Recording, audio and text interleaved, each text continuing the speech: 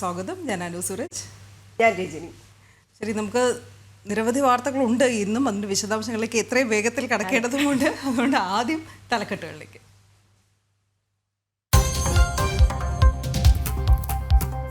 തൃപ്പൂണിത്തുറ വൃശ്ചികോത്സവവുമായി ബന്ധപ്പെട്ട ഹൈക്കോടതി നടപടി ദൗർഭാഗ്യകരമെന്ന് ഹിന്ദു ഐക്യവേദി. ആനെഴുന്നള്ളിപ്പിൽ നിയന്ത്രണം ഏർപ്പെടുത്തിയ വിധി വിശ്വാസികൾക്ക് നേരെയുണ്ടായ കടന്നുകയറ്റമെന്നും വിമർശനം. ആചാരങ്ങൾക്ക് കോടതി കടിഞ്ഞാണിടുകയാണെന്നും സംസ്ഥാന അധ്യക്ഷൻ RV ബാബു ജനൻ ടിവിയോട്.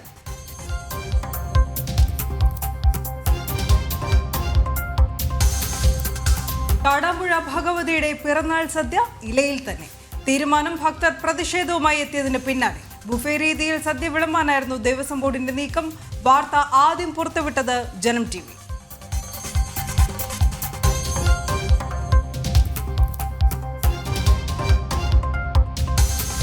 ഗുരുവായൂർ ഏകാദശി ഉദയാസ്തമന പൂജ മുടക്കിയതിന് ദേവസ്വം പ്രതിനിധികൾ ഭക്തരോട് മാപ്പ് പറയണമെന്ന് കുമ്മനം രാജശേഖരൻ.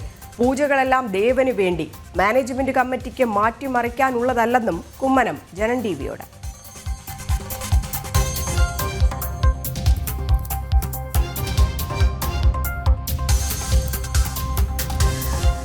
വഞ്ചിയൂരിൽ വഴിയടച്ച് CPM ഏരിയ സമ്മേളനം നടത്തിയതിനെതിരായ കോടതിയലക്ഷ്യ ഹർജി ഇന്ന് വീണ്ടും ഹൈക്കോടതിയിൽ.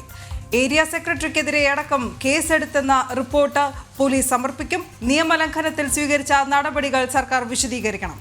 CPM കൊല്ലം ജില്ലാ സമ്മേളനത്തിൽ സംസ്ഥാന മന്ത്രിസഭയ്ക്കെതിരെ രൂക്ഷ വിമർശനം. ആഭ്യന്തര വകുപ്പിനെതിരെയും വിമർശനം.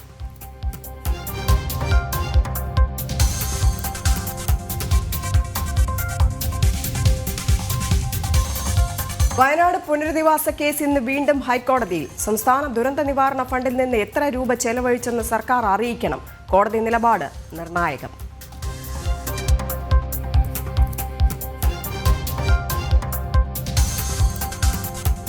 കണ്ണൂരിൽ കോൺഗ്രസിൽ പൊട്ടിത്തെറി തുടരുന്നു. മാടായി കോളേജ് നിയമന വിവാദത്തിൽ ആഭ്യന്തര കലഹം രൂക്ഷം. KPCC സമിതി നാളെ കണ്ണൂരിൽ. നടപടി പ്രശ്നങ്ങൾ കൂടുതൽ വഷളാകുന്നതിനിടെ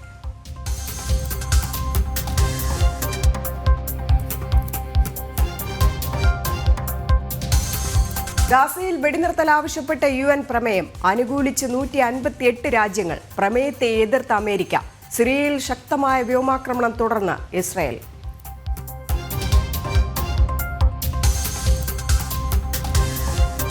ലോക ചെസ് ചാമ്പ്യൻഷിപ്പിൽ ഇന്ന് കലാശപ്പോര്.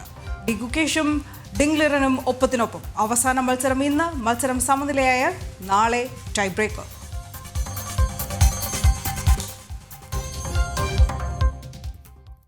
എന്നത്തെയും പോലെ പുത്തൻ പുലരി ശബരിമലയിൽ നിന്ന് തന്നെ ആരംഭിക്കുകയാണ്.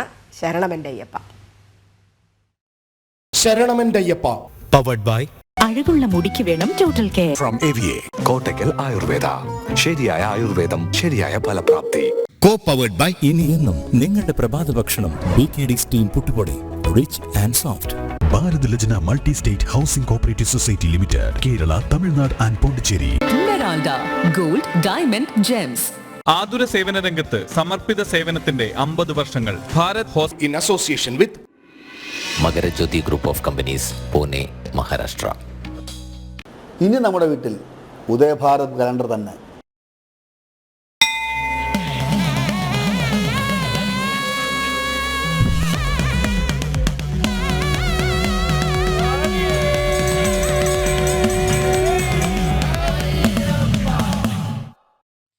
എൻ്റെ സന്നിധിയിലെ വിശേഷങ്ങളും ദൃശ്യങ്ങളും അറിയിക്കാൻ അഖിൽ പാലോട്ടുമേടും തയ്യാറാണ്. എന്തായാലും ഇന്നും ഭക്തജന തിരക്കിൽ നേരിയ വർധനമുണ്ടെന്നാണ് അഖിൽ പറയുന്നത്. 71,605 തീർത്ഥാടകർ ഇന്നലെ ദർശനത്തിനായി എത്തിയിരുന്നു. വരും ദിവസങ്ങളിൽ തിരക്ക് വർദ്ധിക്കും എന്ന് തന്നെയാണ് കഴിഞ്ഞ ദിവസവും ദേവസ്വം ബോർഡും പോലീസും പറഞ്ഞിരുന്നതും. ആ കണക്കുകൂട്ടൽ തന്നെയാണ് ഇപ്പോഴും തുടരുന്നതും. എന്തായാലും സന്നിധാനത്ത് പരിസരത്തും നേരിയ മഴയും രാവിലെ ഉണ്ട്. അഖിൽ ചേരുകയാണ്. അഖിൽ, രാവിലെ മുതൽ തന്നെ ഒരു ചെറിയ തിരക്ക് വർധനവ് അനുഭവപ്പെടുന്നുണ്ടല്ലേ?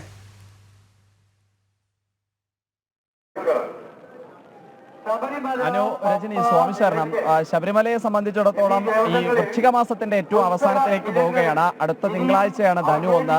അപ്പോൾ ഈ വൃശ്ചിക മാസത്തിൽ 30 ദിവസം, ഏകദേശം 27 ദിവസം പിന്നിട്ട് കഴിഞ്ഞിട്ടുണ്ട്. അപ്പോൾ ഇനി വൃശ്ചികത്തിന്റെ ആ പര്യവസാനത്തിലേക്ക് എത്തുന്നത് കൊണ്ടാണ് ഒരു ഭക്തജന തിരക്ക് ഉണ്ടാകുമെന്ന് ദേവസ്വം ബോർഡും അതുപോലെ തന്നെ പോലീസും ഒക്കെ തന്നെ വിലയിരുത്തുന്നത്. അതിനുശേഷം ഉണ്ടാവുക ധനുവിന്റെ ഒരു 11 നാൾ, അതായത് മണ്ഡലപൂജയിലേക്ക് കടക്കുന്ന അവസാനത്തെ ഒരു 5 ദിവസമായിരിക്കും വലിയ ഭക്തജന തിരക്ക് ഉണ്ടാവുക എന്നതാണ് ദേവസ്വം ബോർഡ് ഒരു പ്രാഥമികമായി വിലയിരുത്തുന്ന കണക്കുകളിൽ നിന്ന് നമുക്ക് മനസ്സിലാക്കാൻ സാധിക്കുന്നത്. ഇന്നലെയും ഏകദേശം 72,000-ഓളം അടുപ്പിച്ചുള്ള ഭക്തജനങ്ങൾ എത്തിയിരുന്നു. കാരണം ഇത് ഇന്നലെ ഒരു അങ്ങനത്തെ വലിയ തിരക്ക് രാവിലെ ഉണ്ടായിരുന്നുവെങ്കിലും അതിനുശേഷമുള്ള ഒരു ഭക്തജന തിരക്ക് അനുഭവപ്പെട്ടായി നമുക്ക് കാണാൻ സാധിച്ചില്ല. അതുകൊണ്ടാണ് രാവിലെ ഉണ്ടായിരുന്നത്, അതായത് രാവിലെ എല്ലാ ദിവസവും രാവിലെ ഏകദേശം 7 മണിയോടുകൂടി തന്നെ ഏകദേശം ഒരു 10,000-15,000 പേരൊക്കെ തന്നെ ഏകദേശം 20,000-ഓളം പേർ രാവിലെ തന്നെ അയ്യപ്പ ദർശനത്തിനായി എത്തും. പിന്നെ അത് കഴിഞ്ഞിട്ടുള്ള മണിക്കൂറുകളിലൊക്കെ തന്നെ വളരെ കുറഞ്ഞ രീതിയിലായിരിക്കും മുന്നോട്ട് പോവുക എന്നതാണ് നമ്മൾ പൊതുവെ കണ്ടുവരുന്നത്. അതുകൊണ്ട് തന്നെയാണ് വൈകുന്നേരത്തോടാകുന്ന സമയത്ത്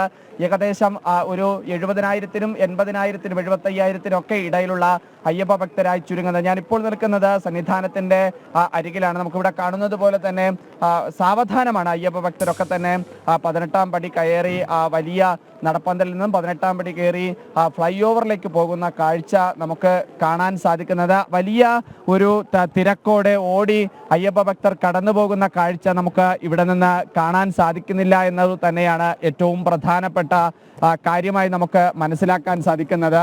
എന്തായാലും അയ്യപ്പ ഭക്തർ സാവധാനം അയ്യപ്പ സ്വാമിയെ കാണുന്നതിലേക്ക് വേണ്ടി അവിടെ അയ്യപ്പ സ്വാമിയെ കണ്ട് തൊഴുത് ഭഗവാനോട് എല്ലാ കാര്യങ്ങളും വിശേഷങ്ങളും പരാതികളും പരിഭവങ്ങളും എല്ലാം പറഞ്ഞ് സ്വാമിയെ ഒരു നോക്ക് കണ്ടു പോകുന്നതിലേക്ക് വേണ്ടിയിട്ടുള്ള ഏറ്റവും അവസാനത്തെ നമ്മളിപ്പോൾ ദൃശ്യങ്ങളിൽ കാണുന്നത് പോലെ പൊന്നമ്പലത്തിനരികിലേക്ക് എത്തുന്ന അയ്യപ്പ ഭക്തരെയാണ് നമുക്ക് ഏറ്റവും ഇപ്പോൾ ദൃശ്യങ്ങളിൽ കാണുന്നത്. കാരണം അവർ അവിടെ നിന്ന് അതായത് ഞാൻ നേരത്തെ സൂചിപ്പിച്ചതുപോലെ 18-ാം പടിയിൽ നിന്ന് കയറി ഫ്ലൈ ഓവറിലൂടെ വന്ന് അവർ 18 പടിയും ചവിട്ടി വന്ന അയ്യപ്പ സ്വാമിയെ കാണുന്നതിലേക്ക് വേണ്ടിയിട്ടുള്ള അരികിലേക്ക് എത്തുന്ന ദൃശ്യമാണ് നമുക്ക് ഏറ്റവും ഇപ്പോൾ നമ്മൾ ദൃശ്യങ്ങളിൽ കാണുന്നത് തന്നെ.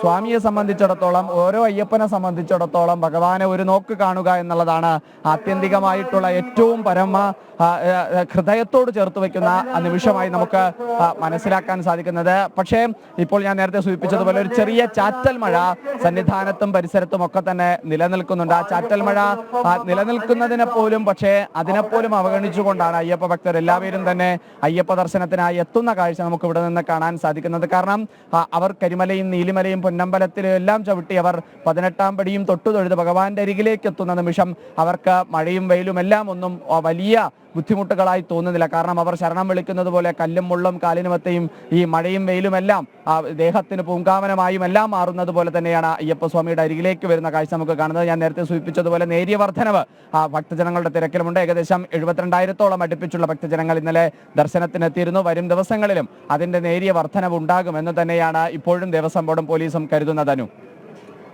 ശരി, ചെറിയൊരു ചാറ്റൽ മഴയൊക്കെ നനഞ്ഞു നിൽക്കുകയാണ് അവിടെ ഭക്തരും. എന്തായാലും അയ്യനെ കാണാനായുള്ള ഒഴുക്കിന് പക്ഷേ ഈ മഴയൊന്നും തടസ്സമാകുന്നില്ല എന്നതുകൂടിയാണ്. കാനനപാത വഴിയുള്ള ഭക്തരുടെ എണ്ണവും അവിടെ നിന്ന് വരുന്ന ഭക്തരുടെ എണ്ണവും കൂടുന്നുണ്ട്. ഇന്നലെ തന്നെ 2,000-ലധികം പേരാണ്. എന്തായാലും വരും ദിവസങ്ങളിലും ദർശനത്തിന് അധികം ഭക്തരെ എത്തുമെന്ന് തന്നെ കരുതാം. ഇനി ക്രിസ്മസ് അവധിയിലേക്ക് കടക്കുകയാണ്. അന്യ സംസ്ഥാനങ്ങളിൽ നടക്കം ഭക്തരുടെ ഒരു ഒഴുക്ക് തന്നെ ശബരിമല സന്നിധിയിലേക്ക് നമുക്ക് കാണാൻ കഴിയുന്നു. സന്നിധാനത്ത് നിന്നും വിവരങ്ങൾ പങ്കുവയ്ക്കുകയായിരുന്നു അഖിൽ പാലോട്ടുമഠം. മറ്റൊന്ന്, ഇന്നലെ രാത്രി നടന്ന ഒരു പുണ്യകാഴ്ചയിലേക്കാണ്. പുണ്യനദിക്ക് ഭക്തജനങ്ങളുടെ ആത്മസമർപ്പണമായി ഇന്നലെ പമ്പ ആരതി നടക്കുകയുണ്ടായി. ആറന്മുള സത്രക്കടവിൽ ഗീതാജയന്തി ആഘോഷങ്ങളുടെ ഭാഗമായിട്ടാണ് പമ്പ ആരതിയും നദീപൂജയും നടത്തിയത്. സന്യാസി വര്യന്മാരും ഭക്തരും ചേർന്ന് ഗംഗാ ആരതി മാതൃകയിലാണ് ദക്ഷിണ ഗംഗ പമ്പയ്ക്കും സമൂഹ ആരതി സമർപ്പിച്ചത്.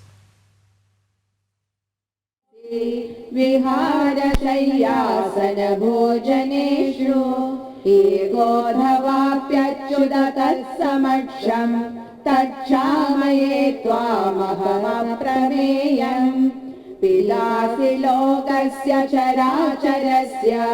പുണ്യനദിക്ക് അഭിമുഖമായി ദീപങ്ങൾ, മന്ത്രധ്വനികൾ മാത്രം മുഴങ്ങിയ നിമിഷം. ഹരിദ്വാറിലും വാരണാസിയിലും ഗംഗാനദിക്ക് സമർപ്പിതമായ ചടങ്ങ്.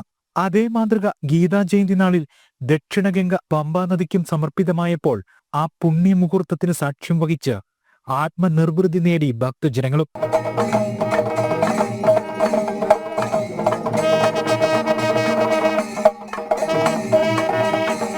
മുഖ്യപുരോഹിതൻ ഭവേഷ് ബാലു പൂജകൾക്ക് കാർമ്മികത്വം വഹിച്ചു. സന്യാസി വര്യന്മാരുടെ സാന്നിധ്യം ചടങ്ങിനെ ധന്യമാക്കി.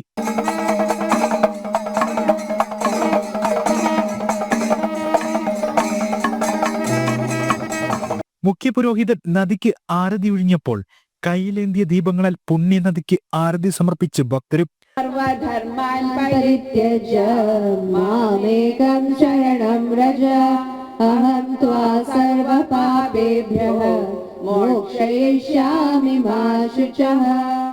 ആറന്മുള പാർത്ഥസാരഥി ക്ഷേത്രത്തിൽ നിന്നും ഭക്തജനങ്ങൾ ഘോഷയാത്രയായിട്ടാണ് സത്രക്കടവിലേക്ക് എത്തിയത്. യോഗക്ഷേമ സഭ സംസ്ഥാന അധ്യക്ഷൻ അക്കീരമൺ കാളിദാസ ഭട്ടതിരിപ്പാട് ചടങ്ങിനോടനുബന്ധിച്ച യോഗം ഉദ്ഘാടനം ചെയ്തു. പമ്പാനദി സംരക്ഷണ പ്രതിജ്ഞയും അദ്ദേഹം ചൊല്ലി നൽകി. നാൽക്കാലിക്കൽ വിദ്യാനന്ദാശ്രമ മഠാധിപതി കൃഷ്ണാനന്ദ പൂർണിമാമായി, ചിന്മയ മിഷൻ യുവകേന്ദ്രം കേരള ഘടകം മുഖ്യ സംയോജകൻ സ്വാമി സുധീർ ചൈതന്യ എന്നിവർ ചടങ്ങിൽ പങ്കെടുത്തു. തിരുവാറന്മുള ക്ഷേത്രം മാതൃസമിതി, പള്ളയോട് സേവാ സംഘം, ചെറുകോൽപ്പുഴ ഹിന്ദുമഹാപരിഷത്ത് തുടങ്ങി വിവിധ ആധ്യാത്മിക സാംസ്കാരിക സമിതികളുടെ സംയുക്താഭിമുഖ്യത്തിലാണ് പമ്പ ആരതി സംഘടിപ്പിച്ചത്. ജനം, പത്തനംതിട്ട. ഏതായാലും ഈ ഗംഗയിലൊക്കെ കാണുന്നത് പോലെയുള്ള സമാനമായ രീതിയിൽ തന്നെയായിരുന്നു ഇന്നലെ സത്രക്കടവിലും ഉണ്ടായിരുന്നത്. കേരളത്തിലെ ജനങ്ങൾക്ക് ഇതൊരു പുതിയ അനുഭവമായി. എന്തായാലും ഇനി ഈ നദീ സംരക്ഷണമൊക്കെ തന്നെ ഈ രീതിയിൽ മുന്നോട്ട് പോകട്ടെ എന്ന് തന്നെ നമുക്ക് പറയാം. ഇനി ഏറ്റവും പ്രധാനപ്പെട്ട ഒരു വാർത്തയിലേക്ക് തന്നെയാണ് പോകുന്നത്. ഗുരുവായൂർ ഏകാദശി നാളിലെ ഉദയാസ്തമന പൂജ മാറ്റിയ ദേവസ്വത്തിൻ്റെ നടപടിയിൽ പ്രതിഷേധം കനക്കുകയാണ്. ദേവസ്വം പ്രതിനിധികൾ ഭക്തരോട് മാപ്പ് പറയണമെന്ന് BJPയുടെ മുതിർന്ന നേതാവ് കുമ്മനം രാജശേഖരൻ പറഞ്ഞു. ഗുരുവായൂരപ്പന് നടത്തുന്ന പൂജകളെല്ലാം ദേവന് വേണ്ടിയുള്ളതാണ്, അത് മാനേജ്മെന്റ് കമ്മിറ്റിക്ക് മാറ്റിമറിക്കാൻ ഉള്ളതല്ല. സംഭവത്തിൽ സുപ്രീം കോടതിയുടെ ഇടപെടലിൽ പ്രതീക്ഷയുണ്ടെന്നും കുമ്മനം പറഞ്ഞു. ഉദയാസ്തമന പൂജ നടത്തേണ്ടതില്ല എന്ന ദേവസ്വം മാനേജിംഗ് കമ്മിറ്റിയുടെ തീരുമാനത്തിനെതിരെ സുപ്രീം കോടതി ഇന്ന് വിധി പ്രഖ്യാപിച്ചിരിക്കുന്ന പശ്ചാത്തലത്തിൽ മാനേജിംഗ് കമ്മിറ്റി ഭക്തജനങ്ങളോട് മാപ്പ് പറയേണ്ടതാണ്. ഗുരുവായൂരപ്പൻ്റെ മുന്നിൽ നടത്തുന്ന പൂജകളെല്ലാം ഗുരുവായൂരപ്പന് വേണ്ടിയിട്ടുള്ളതാണ്. അത് മാനേജിംഗ് കമ്മിറ്റിക്ക് ഇഷ്ടം പോലെ മാറ്റിമറിക്കാൻ ആവുന്നതല്ല. വളരെ വ്യക്തമായ ശക്തമായ നിലപാട് സുപ്രീം കോടതി സ്വീകരിച്ചിരിക്കുന്നു. ക്ഷേത്രത്തിൻ്റെയും ഭക്തജനങ്ങളുടെയും വിശാലമായ താല്പര്യങ്ങൾ സംരക്ഷിച്ച് സുപ്രീം കോടതി ഇന്ന് വിധി പ്രഖ്യാപിച്ചുവെങ്കിലും അതിൻ്റെ ഗുണഫലങ്ങൾ ഒരുപക്ഷെ ഇന്ന് ലഭിച്ചിട്ടില്ല. കാരണം ഇന്ന് തന്നെയാണ് ഗുരുവായൂർ ഏകാദശി. വിശദാംശങ്ങൾ നൽകാനായിട്ട് ആനന്ദ് പുതൂർ ചേരുന്നുണ്ട് തൃശ്ശൂരിൽ നിന്നും. ആനന്ദ്, നമസ്തേ, ഗുഡ് മോർണിംഗ്. എന്തായാലും ഇന്നലെയുള്ള ഒരു സുപ്രീം കോടതിയുടെ ആ ഒരു പരാമർശത്തിൽ ഭക്തജനങ്ങൾ ഏറെ പ്രതീക്ഷയോടെയാണ് നോക്കിക്കാണുന്നത്. എന്തായാലും ഈ ഏകാദശി നാളിലെ ഉദയാസ്തമന പൂജ മാറ്റിയ ദേവസ്വത്തിൻ്റെ നടപടിയിൽ പ്രതിഷേധം കനക്കുന്നുണ്ട്. മുതിർന്ന BJP നേതാവ് കുമ്മനം രാജശേഖരൻ്റെ പ്രതികരണം ഭക്തരോട് മാപ്പ് പറയണമെന്നാണ് ദേവസ്വം പ്രതിനിധികൾ. ഒപ്പം അദ്ദേഹം പറഞ്ഞു വയ്ക്കുന്ന മറ്റൊരു കാര്യമുണ്ട്, ദേവന് വേണ്ടിയിട്ടുള്ളതാണ് പൂജകൾ, അല്ലാതെ തന്ത്രിയുടെ ഇഷ്ടപ്രകാരം നടത്തേണ്ടതല്ല എന്നത്.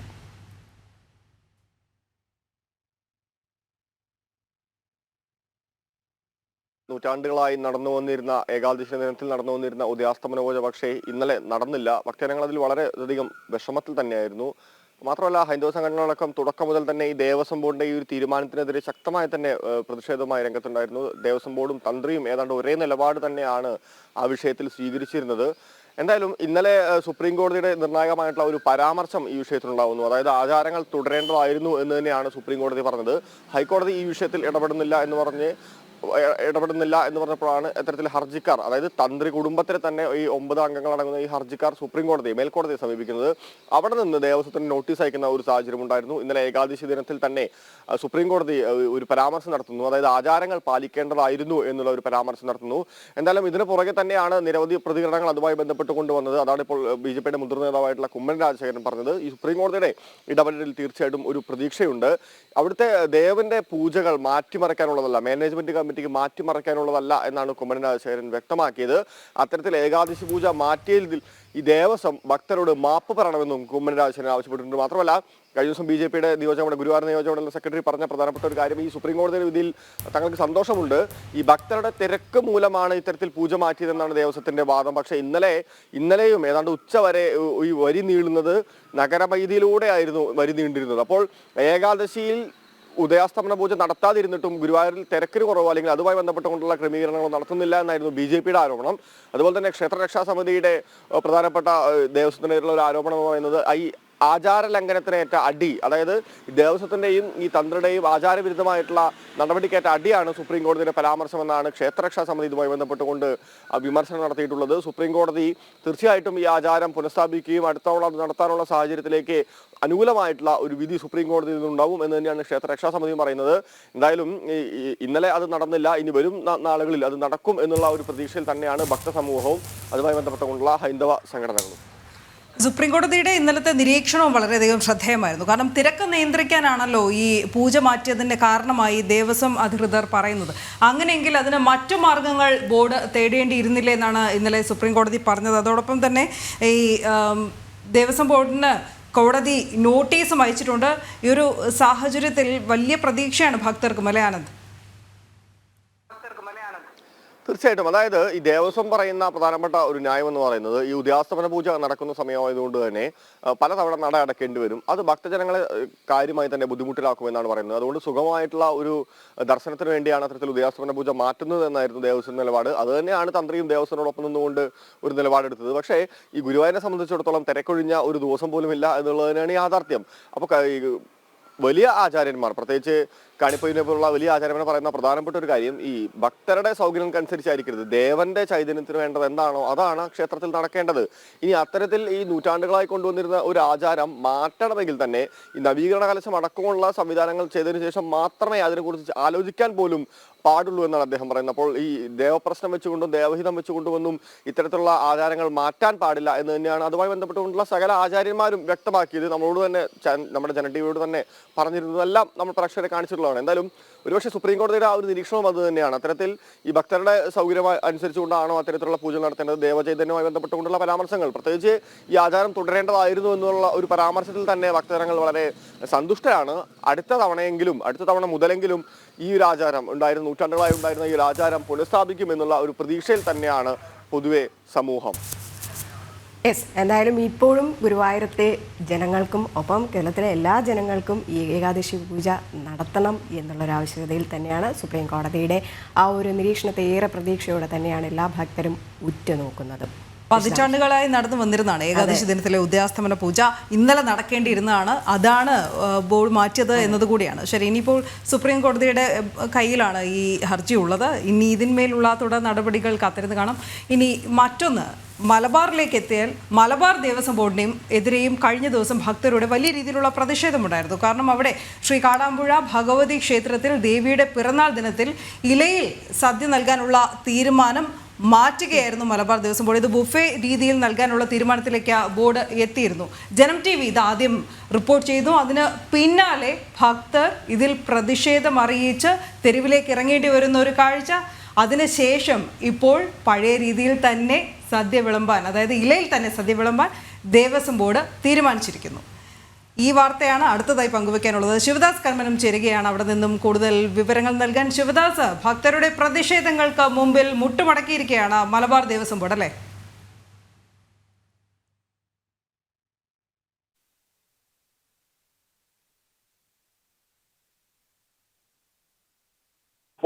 മലബാർ ദേവസ്വം ബോർഡ് പഴയ രീതിയിൽ തന്നെ ശ്രീ കാടാമ്പുഴ ഭഗവതി ക്ഷേത്രത്തിൽ ദേവിയുടെ പിറന്നാൾ സദ്യ വിളമ്പാനുള്ള ഒരു തീരുമാനത്തിലാണ് എത്തിയിരിക്കുന്നത്. അതായത് നമുക്കറിയാം, വൃശ്ചിക മാസത്തിലെ തൃക്കാർത്തിക ദിനത്തിലാണ് ശ്രീ കാടാമ്പുഴ ഭഗവതി ദേവിയുടെ പിറന്നാൾ ഉണ്ടാവുക. എല്ലാ വർഷവും ഇത് വിപുലമായി ജനം TV വാർത്തയിൽ നടപടി ഉണ്ടായിരിക്കുന്നു എന്നുള്ളത് തന്നെയാണ് രാവിലെ നമുക്ക് പ്രേക്ഷകർക്ക് നൽകാനുള്ളത്. കാടാമ്പുഴ ദേവി ക്ഷേത്രം, അവിടെ ഈ ഇലയിൽ സദ്യ വിളമ്പുക എന്നുള്ളത് വർഷങ്ങളായിട്ടുള്ള ഒരു രീതിയാണ്. അതിനെയാണ് ബുഫേയിൽ മാറ്റാൻ മലബാർ ദേവസ്വം ബോർഡിൻ്റെ അധികൃതർ ശ്രമിച്ചിട്ടുണ്ടായിരുന്നത്. ഇത് ആദ്യമായിട്ട് നടക്കുന്ന ഒരു സംഭവമല്ല. ഈ മലബാർ ദേവസ്വം ബോർഡിൻ്റെ ഇത്തരത്തിലുള്ള ആചാര ലംഘനങ്ങളും ഒപ്പം ആചാരത്തിന് മേലുള്ള കടന്നുകയറ്റമൊക്കെ തന്നെ നമ്മൾ നിരവധി തവണ വാർത്തകൾ കൊടുത്തിട്ടുള്ളതാണ്. എന്തായാലും ഇപ്പോൾ ഈ ശക്തമായ പ്രതിഷേധം, ഹൈന്ദവ ജനതയുടെ ഭക്തരുടെ ശക്തമായ പ്രതിഷേധത്തിന് പിന്നിൽ ദേവസ്വം ബോർഡ് മുട്ടുമടക്കിയിരിക്കുന്നു എന്ന് തന്നെയാണ് പറയേണ്ടത്. പിറന്നാൾ ദിനത്തിലെ സദ്യ ഇലയിൽ തന്നെ വിളമ്പാനുള്ള ഒരു തീരുമാനത്തിലേക്ക് എത്തിയിരിക്കുന്നു. അല്ലെങ്കിൽ തന്നെ ഇത്തരത്തിലുള്ള ആചാരങ്ങളെ അട്ടിമറിക്കാനുള്ള അവകാശം ഈ ദേവസ്വങ്ങൾക്ക് എങ്ങനെ ഉണ്ടായി എന്നുള്ളൊരു ചോദ്യം അത് നമ്മുടെ പ്രേക്ഷകരും ചോദിക്കുന്നുണ്ട്. മാത്രമല്ല, എന്നും എത്തുന്ന ഭക്തരുടെ വികാരം പോലും മാനിക്കാതെ അവരെ വിശ്വാസത്തിലെടുക്കാതെയാണ് ഇങ്ങനെ ഏകപക്ഷീയമായ തീരുമാനങ്ങൾ എടുക്കുന്നു എന്നതുകൂടിയാണ്. ഈ ഒരു തീരുമാനം എടുത്തതിന് ശേഷം അവർ നിർബന്ധിതരാകുന്നു, ഇങ്ങനെയാണ് നാളെ മുതൽ കീഴ്വഴക്കം, ഇതുവരെ തുടർന്നതെല്ലാം മാറ്റുന്നു എന്നത്. അത് എപ്രകാരമാണ് ഇങ്ങനെ ഏകപക്ഷീയമായി തീരുമാനം എടുക്കുന്നു എന്നുള്ളൊരു ചോദ്യം അത് പ്രസക്തവുമാണ്. അതിനെതിരെയാണല്ലോ ഭക്തർക്ക് തെരുവിലിറങ്ങേണ്ടി വന്നത്. നാമജപ പ്രതിഷേധമായിരുന്നു അവിടെ അരങ്ങേറിയത്. അതിന് തൊട്ടു പിന്നാലെയാണ് മലബാർ ദേവസ്വം ബോർഡ് എന്തായാലും തീരുമാനം തിരുത്തേണ്ടി വന്നത്.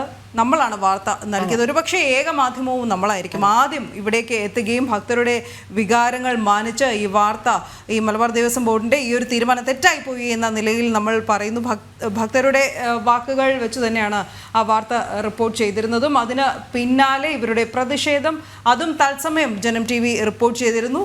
ഇതിന് ഒടുവിലാണ് ഇപ്പോൾ ഈ തീരുമാനത്തിൽ നിന്നും പിന്മാറാൻ മലബാർ ദേവസ്വം ബോർഡ് തയ്യാറാവുന്നതും. അതിൽ ഏറെ വിമർശനം ഒരുപക്ഷെ ബോർഡിന് ഏൽക്കേണ്ടി വന്നത് പാശ്ചാത്യവൽക്കരണമാണല്ലോ നടപ്പിലാക്കുന്നതെന്നതാണ്. കാരണം ദേവിയുടെ പിറന്നാൾ ദിവസമാണ്, സദ്യയിൽ വിളമ്പുക എന്ന രീതി അട്ടിമറിച്ച് ബുഫേ രീതിയിലൊക്കെ സദ്യ വിളമ്പാനുള്ള ഒരു നീക്കമായിരുന്നു ദേവസ്വം ബോർഡ് ഭാഗത്തു നിന്നുണ്ടായിരുന്നത്.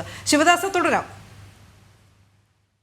തീർച്ചയായും അനു സൂചിപ്പിച്ചതുപോലെ തന്നെ ഒരു പാശ്ചാത്യവൽക്കരണത്തിന്റെ ഭാഗമായി ഉള്ള ഒരു നടപടികളായിരുന്നു ഇവിടെ ദേവസ്വം ബോർഡ് കൈക്കൊണ്ടിരുന്നത്. അതായത് കഴിഞ്ഞ പതിറ്റാണ്ടുകളായി ഇവിടെ ഈ തൃക്കാർത്തിക മഹോത്സവ ദിനത്തിൽ ഇവിടെ പിറന്നാൾ സദ്യ വിളമ്പുന്നത് ഇലയിലായിരുന്നു.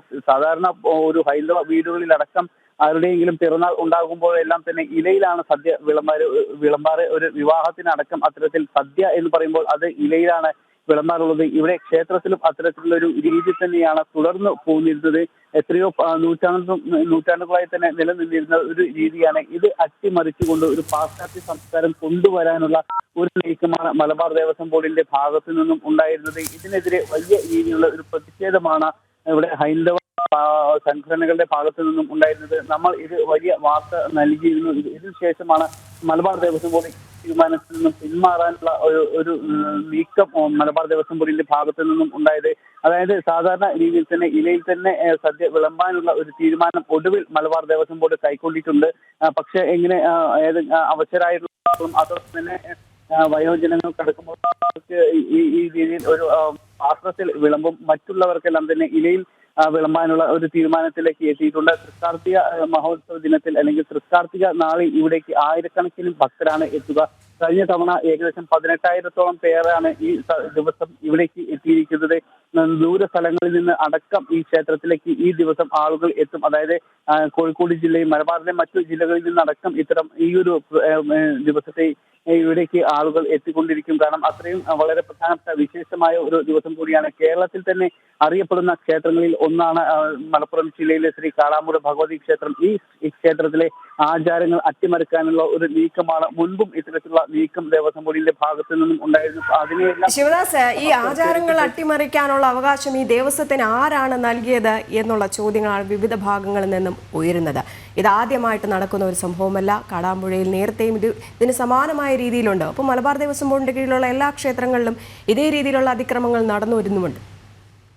തീർച്ചയായും ഇത്തരത്തിൽ വലിയ രീതിയിലുള്ള ഒരു അട്ടിമറിക്കൽ ക്ഷേത്രം കേന്ദ്രീകരിച്ച് ഉണ്ടാകുന്നുണ്ട്. ക്ഷേത്രത്തിന്റെ ആചാരങ്ങൾ തകർക്കുന്ന തരത്തിൽ ദേവസ്വം ബോർഡുകൾ പ്രവർത്തിക്കുന്നത് നമുക്കറിയാം. മറ്റ് പല ദേവസ്വം ബോർഡിന് കീഴിലുള്ള ക്ഷേത്രങ്ങളിലും ഇത്തരത്തിലുള്ള വിരുദ്ധ പ്രവർത്തനങ്ങൾ, ഹൈന്ദവ സംസ്കാരത്തെയും ആചാരത്തെയും അവഹേളിക്കുന്ന തരത്തിൽ ദേവസ്വം ബോർഡിന് കീഴിൽ പ്രവർത്തിക്കുന്ന ക്ഷേത്രങ്ങളിൽ ഉണ്ട്. പലപ്പോഴും പല ക്ഷേത്രങ്ങളും ദേവസ്വം ബോർഡ് പിടിച്ചെടുത്തുകൊണ്ടാണ് അവർ ഭരണം സാരഥ്യം കൈയാളുന്നത്. അതിനുശേഷം അവർ അവരുടെ രാഷ്ട്രീയ നിലപാടുകൾ, പ്രത്യേകിച്ച് കമ്മ്യൂണിസ്റ്റ് സർക്കാരാണ് ഇത് ഭരിക്കുന്നത്, ഈ കേരളം ഭരിക്കുന്നത്. ആ സർക്കാരിന് കീഴിലുള്ള ദേവസ്വം ബോർഡാണ്. സ്വാഭാവികമായും വിശ്വാസികളുടെ ഒരു കൂട്ടം അല്ല ഈ ഒരു ക്ഷേത്രങ്ങൾ കൈകാര്യം ചെയ്യുന്നതും ദേവസ്വം ബോർഡിന്റെ ഭരണം കൈയാളുന്നതുമെല്ലാം തന്നെ. അപ്പോൾ അവർ അവരുടെ രാഷ്ട്രീയ അജണ്ടകൾ നടപ്പാക്കുക എന്നത് പതിവാണ്. പലപ്പോഴും ഇത്തരത്തിൽ പല ക്ഷേത്രങ്ങളിൽ, ഗുരുവായൂരിൽ അടക്കം അത്തരത്തിലുള്ള കാര്യങ്ങൾ നമ്മൾ കണ്ടതാണ്. പല ക്ഷേത്രങ്ങളും മലപ്പുറം ജില്ലയിൽ തന്നെ പെരിന്തൽമണ്ണയിൽ അടക്കം ഇത്തരത്തിൽ ഒരു ശിവക്ഷേത്രം അടക്കം ദേവസ്വം ബോർഡ് പിടിച്ചെടുത്ത് അവിടെ അവരുടേതായിട്ടുള്ള ചില രീതികൾ കൊണ്ടുവരാനുള്ള ഒരു നീക്കമെല്ലാം തന്നെ ഉണ്ടായിരുന്നു. ഇങ്ങനെ ഈ സംഭവങ്ങൾക്കെല്ലാം തന്നെ വലിയ രീതിയിലുള്ള പ്രതിഷേധം ഹൈന്ദവ സംഘടനകളുടെ ഭാഗത്തു നിന്നും ഉണ്ടായിരുന്നു. ഇപ്പോൾ ശ്രീ കാളാമ്പുഴ ഭഗവതി ക്ഷേത്രത്തിലും അത്തരത്തിലുള്ള ഒരു നീക്കം തന്നെയാണ് നടന്നിരുന്നത്. ഈ നീക്കത്തിന് എതിരെ വലിയ രീതിയിലുള്ള പ്രതിഷേധം ഭക്തരുടെ ഭാഗത്തു നിന്നും ഉണ്ടായി. എന്തായാലും ജനം TV വാർത്തയിൽ നടപടി ഉണ്ടായിരിക്കുകയാണ്. കാടാമ്പുഴ ദേവീക്ഷേത്രത്തിൽ തൃക്കാർത്തിക ഉത്സവ സമയം നടത്തി വന്നിരുന്ന ഈ സദ്യ വിളമ്പുന്ന സദ്യ അത് ഇലയിലായിരുന്നു നേരത്തെ വിളമ്പിക്കൊണ്ടിരുന്നത്. പക്ഷേ ദേവസ്വം ഒരു അട്ടിമറിയൊക്കെ നടത്താൻ നോക്കി ബുഫേ രീതിയിൽ. അതെ, അത് നടന്നില്ല. ജനങ്ങളുടെ പ്രതിഷേധത്തിന് മുന്നിൽ, ഭക്തരുടെ പ്രതിഷേധത്തിന് മുന്നിൽ ദേവസ്വം ബോർഡ് മുട്ടുമടക്കുകയായിരുന്നു. ഇനി മറ്റൊന്ന്, തൃപ്പൂണിത്തുറ വൃശ്ചികോത്സവവുമായി ബന്ധപ്പെട്ടുണ്ടായ ഹൈക്കോടതി നടപടിയിൽ ഹിന്ദു ഐക്യവേദിയുടെ പ്രതികരണമാണ്. ഈ ഒരു നടപടി ദൗർഭാഗ്യകരമെന്നാണ് ഹിന്ദു ഐക്യവേദി പ്രതികരിച്ചിരിക്കുന്നത്. ആന എഴുന്നള്ളത്തിൽ നിയന്ത്രണം ഏർപ്പെടുത്തിയ കോടതി വിധി വിശ്വാസങ്ങൾക്ക് നേരെയുള്ള കടന്നുകയറ്റം. കോടതി നടപടിയെ ഹിന്ദു ഐക്യവേദി ശക്തമായി എതിർക്കുന്നുവെന്നും സംസ്ഥാന അധ്യക്ഷൻ RV ബാബു പറഞ്ഞു. കോടതിയെ ലക്ഷ്യം പ്രത്യേക മതവിഭാഗത്തിന്റെ കാര്യത്തിൽ മാത്രമാണെന്ന നിലപാട് അംഗീകരിക്കാനാവില്ല എന്നുകൂടിയാണ് അദ്ദേഹം പറയുന്നത്. അദ്ദേഹത്തിന്റെ വാക്കുകളിലേക്ക്. തൃപ്പൂണിത്തുറ പൂർണ്ണത്രയീശ ക്ഷേത്രത്തിലെ വൃശ്ചികോത്സവവുമായി ബന്ധപ്പെട്ട് ഉണ്ടായ വിവാദം അങ്ങേറ്റം ദൗർഭാഗ്യകരമായി പോയി. വൃശ്ചികോത്സവത്തിൽ ആന എഴുന്നള്ളിപ്പ് നടത്തിയതിനെ സംബന്ധിച്ച് കോടതിയുടെ ഗൈഡ് ലൈൻസ് പാലിച്ചില്ല എന്ന ആക്ഷേപം ഉന്നയിച്ചുകൊണ്ട് കോടതി ദേവസ്വം ജീവനക്കാർക്കെതിരെ കോടതി അലക്ഷ്യ നടപടികൾ സ്വീകരിച്ചിരിക്കുകയാണ്. ഇത് കോടതിയുടെ വിശ്വാസത്തിന്മേലുള്ള ഒരു കടന്നുകയറ്റമായിട്ട് മാത്രമേ നമുക്കിതിനെ കാണാൻ കഴിയൂ. ആനയെഴുന്നള്ളിപ്പും ആനപ്പുറത്തുള്ള തിടമ്പെഴുന്നള്ളിപ്പും ഒക്കെ എത്രയോ പതിറ്റാണ്ടുകളായി നമ്മുടെ സമൂഹത്തിൽ നടന്നു വരുന്ന കാര്യമാണ്. അങ്ങനെയുള്ള ആചാരങ്ങൾക്ക് മേലാണ് കോടതി കടിഞ്ഞാണിട്ടിരിക്കുന്നത്. അത് ഭക്തജനങ്ങളുടെ പ്രതിഷേധത്തിന് വഴിവെച്ചപ്പോൾ തൃപ്പൂണിത്തുറയിലെ ക്ഷേത്ര ഭാരവാഹികൾ, ക്ഷേത്രം ദേവസ്വം ഭാരവാഹികൾ ഭക്തജനങ്ങളുടെ പ്രതിഷേധത്തെ തുടർന്ന് അവര് പഴയ പോലെ തന്നെ ആനകളെ അണിനിരത്തി എഴുന്നള്ളിപ്പ് നടത്തുകയുണ്ടായി. അതിൽ രോഷം കൊണ്ടുകൊണ്ടാണ് കേരള ഹൈക്കോടതി ഈ പറഞ്ഞ രീതിയിൽ അവർക്കെതിരെ കോടതി അലക്ഷ്യ നടപടികൾ സ്വീകരിച്ചത്. ദേവസ്വം ജീവനക്കാരെ ഈ കാര്യത്തിൽ കോടതിയുടെ നിബന്ധനകൾ, ഉത്തരവ് പാലിക്കാതിരുന്നതിനെ സംബന്ധിച്ച് കോടതി മുമ്പാകെ മാപ്പപേക്ഷ നൽകിയെങ്കിലും ആ മാപ്പ് സ്വീകരിക്കാൻ കോടതി തയ്യാറായിട്ടില്ല. ഈ കാര്യത്തിലൊക്കെ കോടതി സമൂഹത്തിന്റെ മനസ്സ് വായിക്കാതെയാണ് ഉത്തരവുകൾ പുറപ്പെടുവിക്കുന്നത് എന്ന് വേണം മനസ്സിലാക്കാൻ. സമൂഹത്തിൽ എത്രയോ പതിറ്റാണ്ടുകളായി നിലനിൽക്കുന്ന ആചാരങ്ങൾ, അനുഷ്ഠാനങ്ങൾ, വിശ്വാസങ്ങൾ ഇതെല്ലാം കേവലം ചില നിയമങ്ങളുടെ ബലത്തിൽ നിരോധിക്കുക എന്ന് പറയുന്നത് അങ്ങേറ്റം തെറ്റായിട്ടുള്ളൊരു നടപടിയാണ്. അതുകൊണ്ട് കോടതിയുടെ ഈ നടപടിയെ ശക്തമായിട്ട് ഹൈന്ദവ സംഘടനകൾ എതിർക്കുകയാണ്.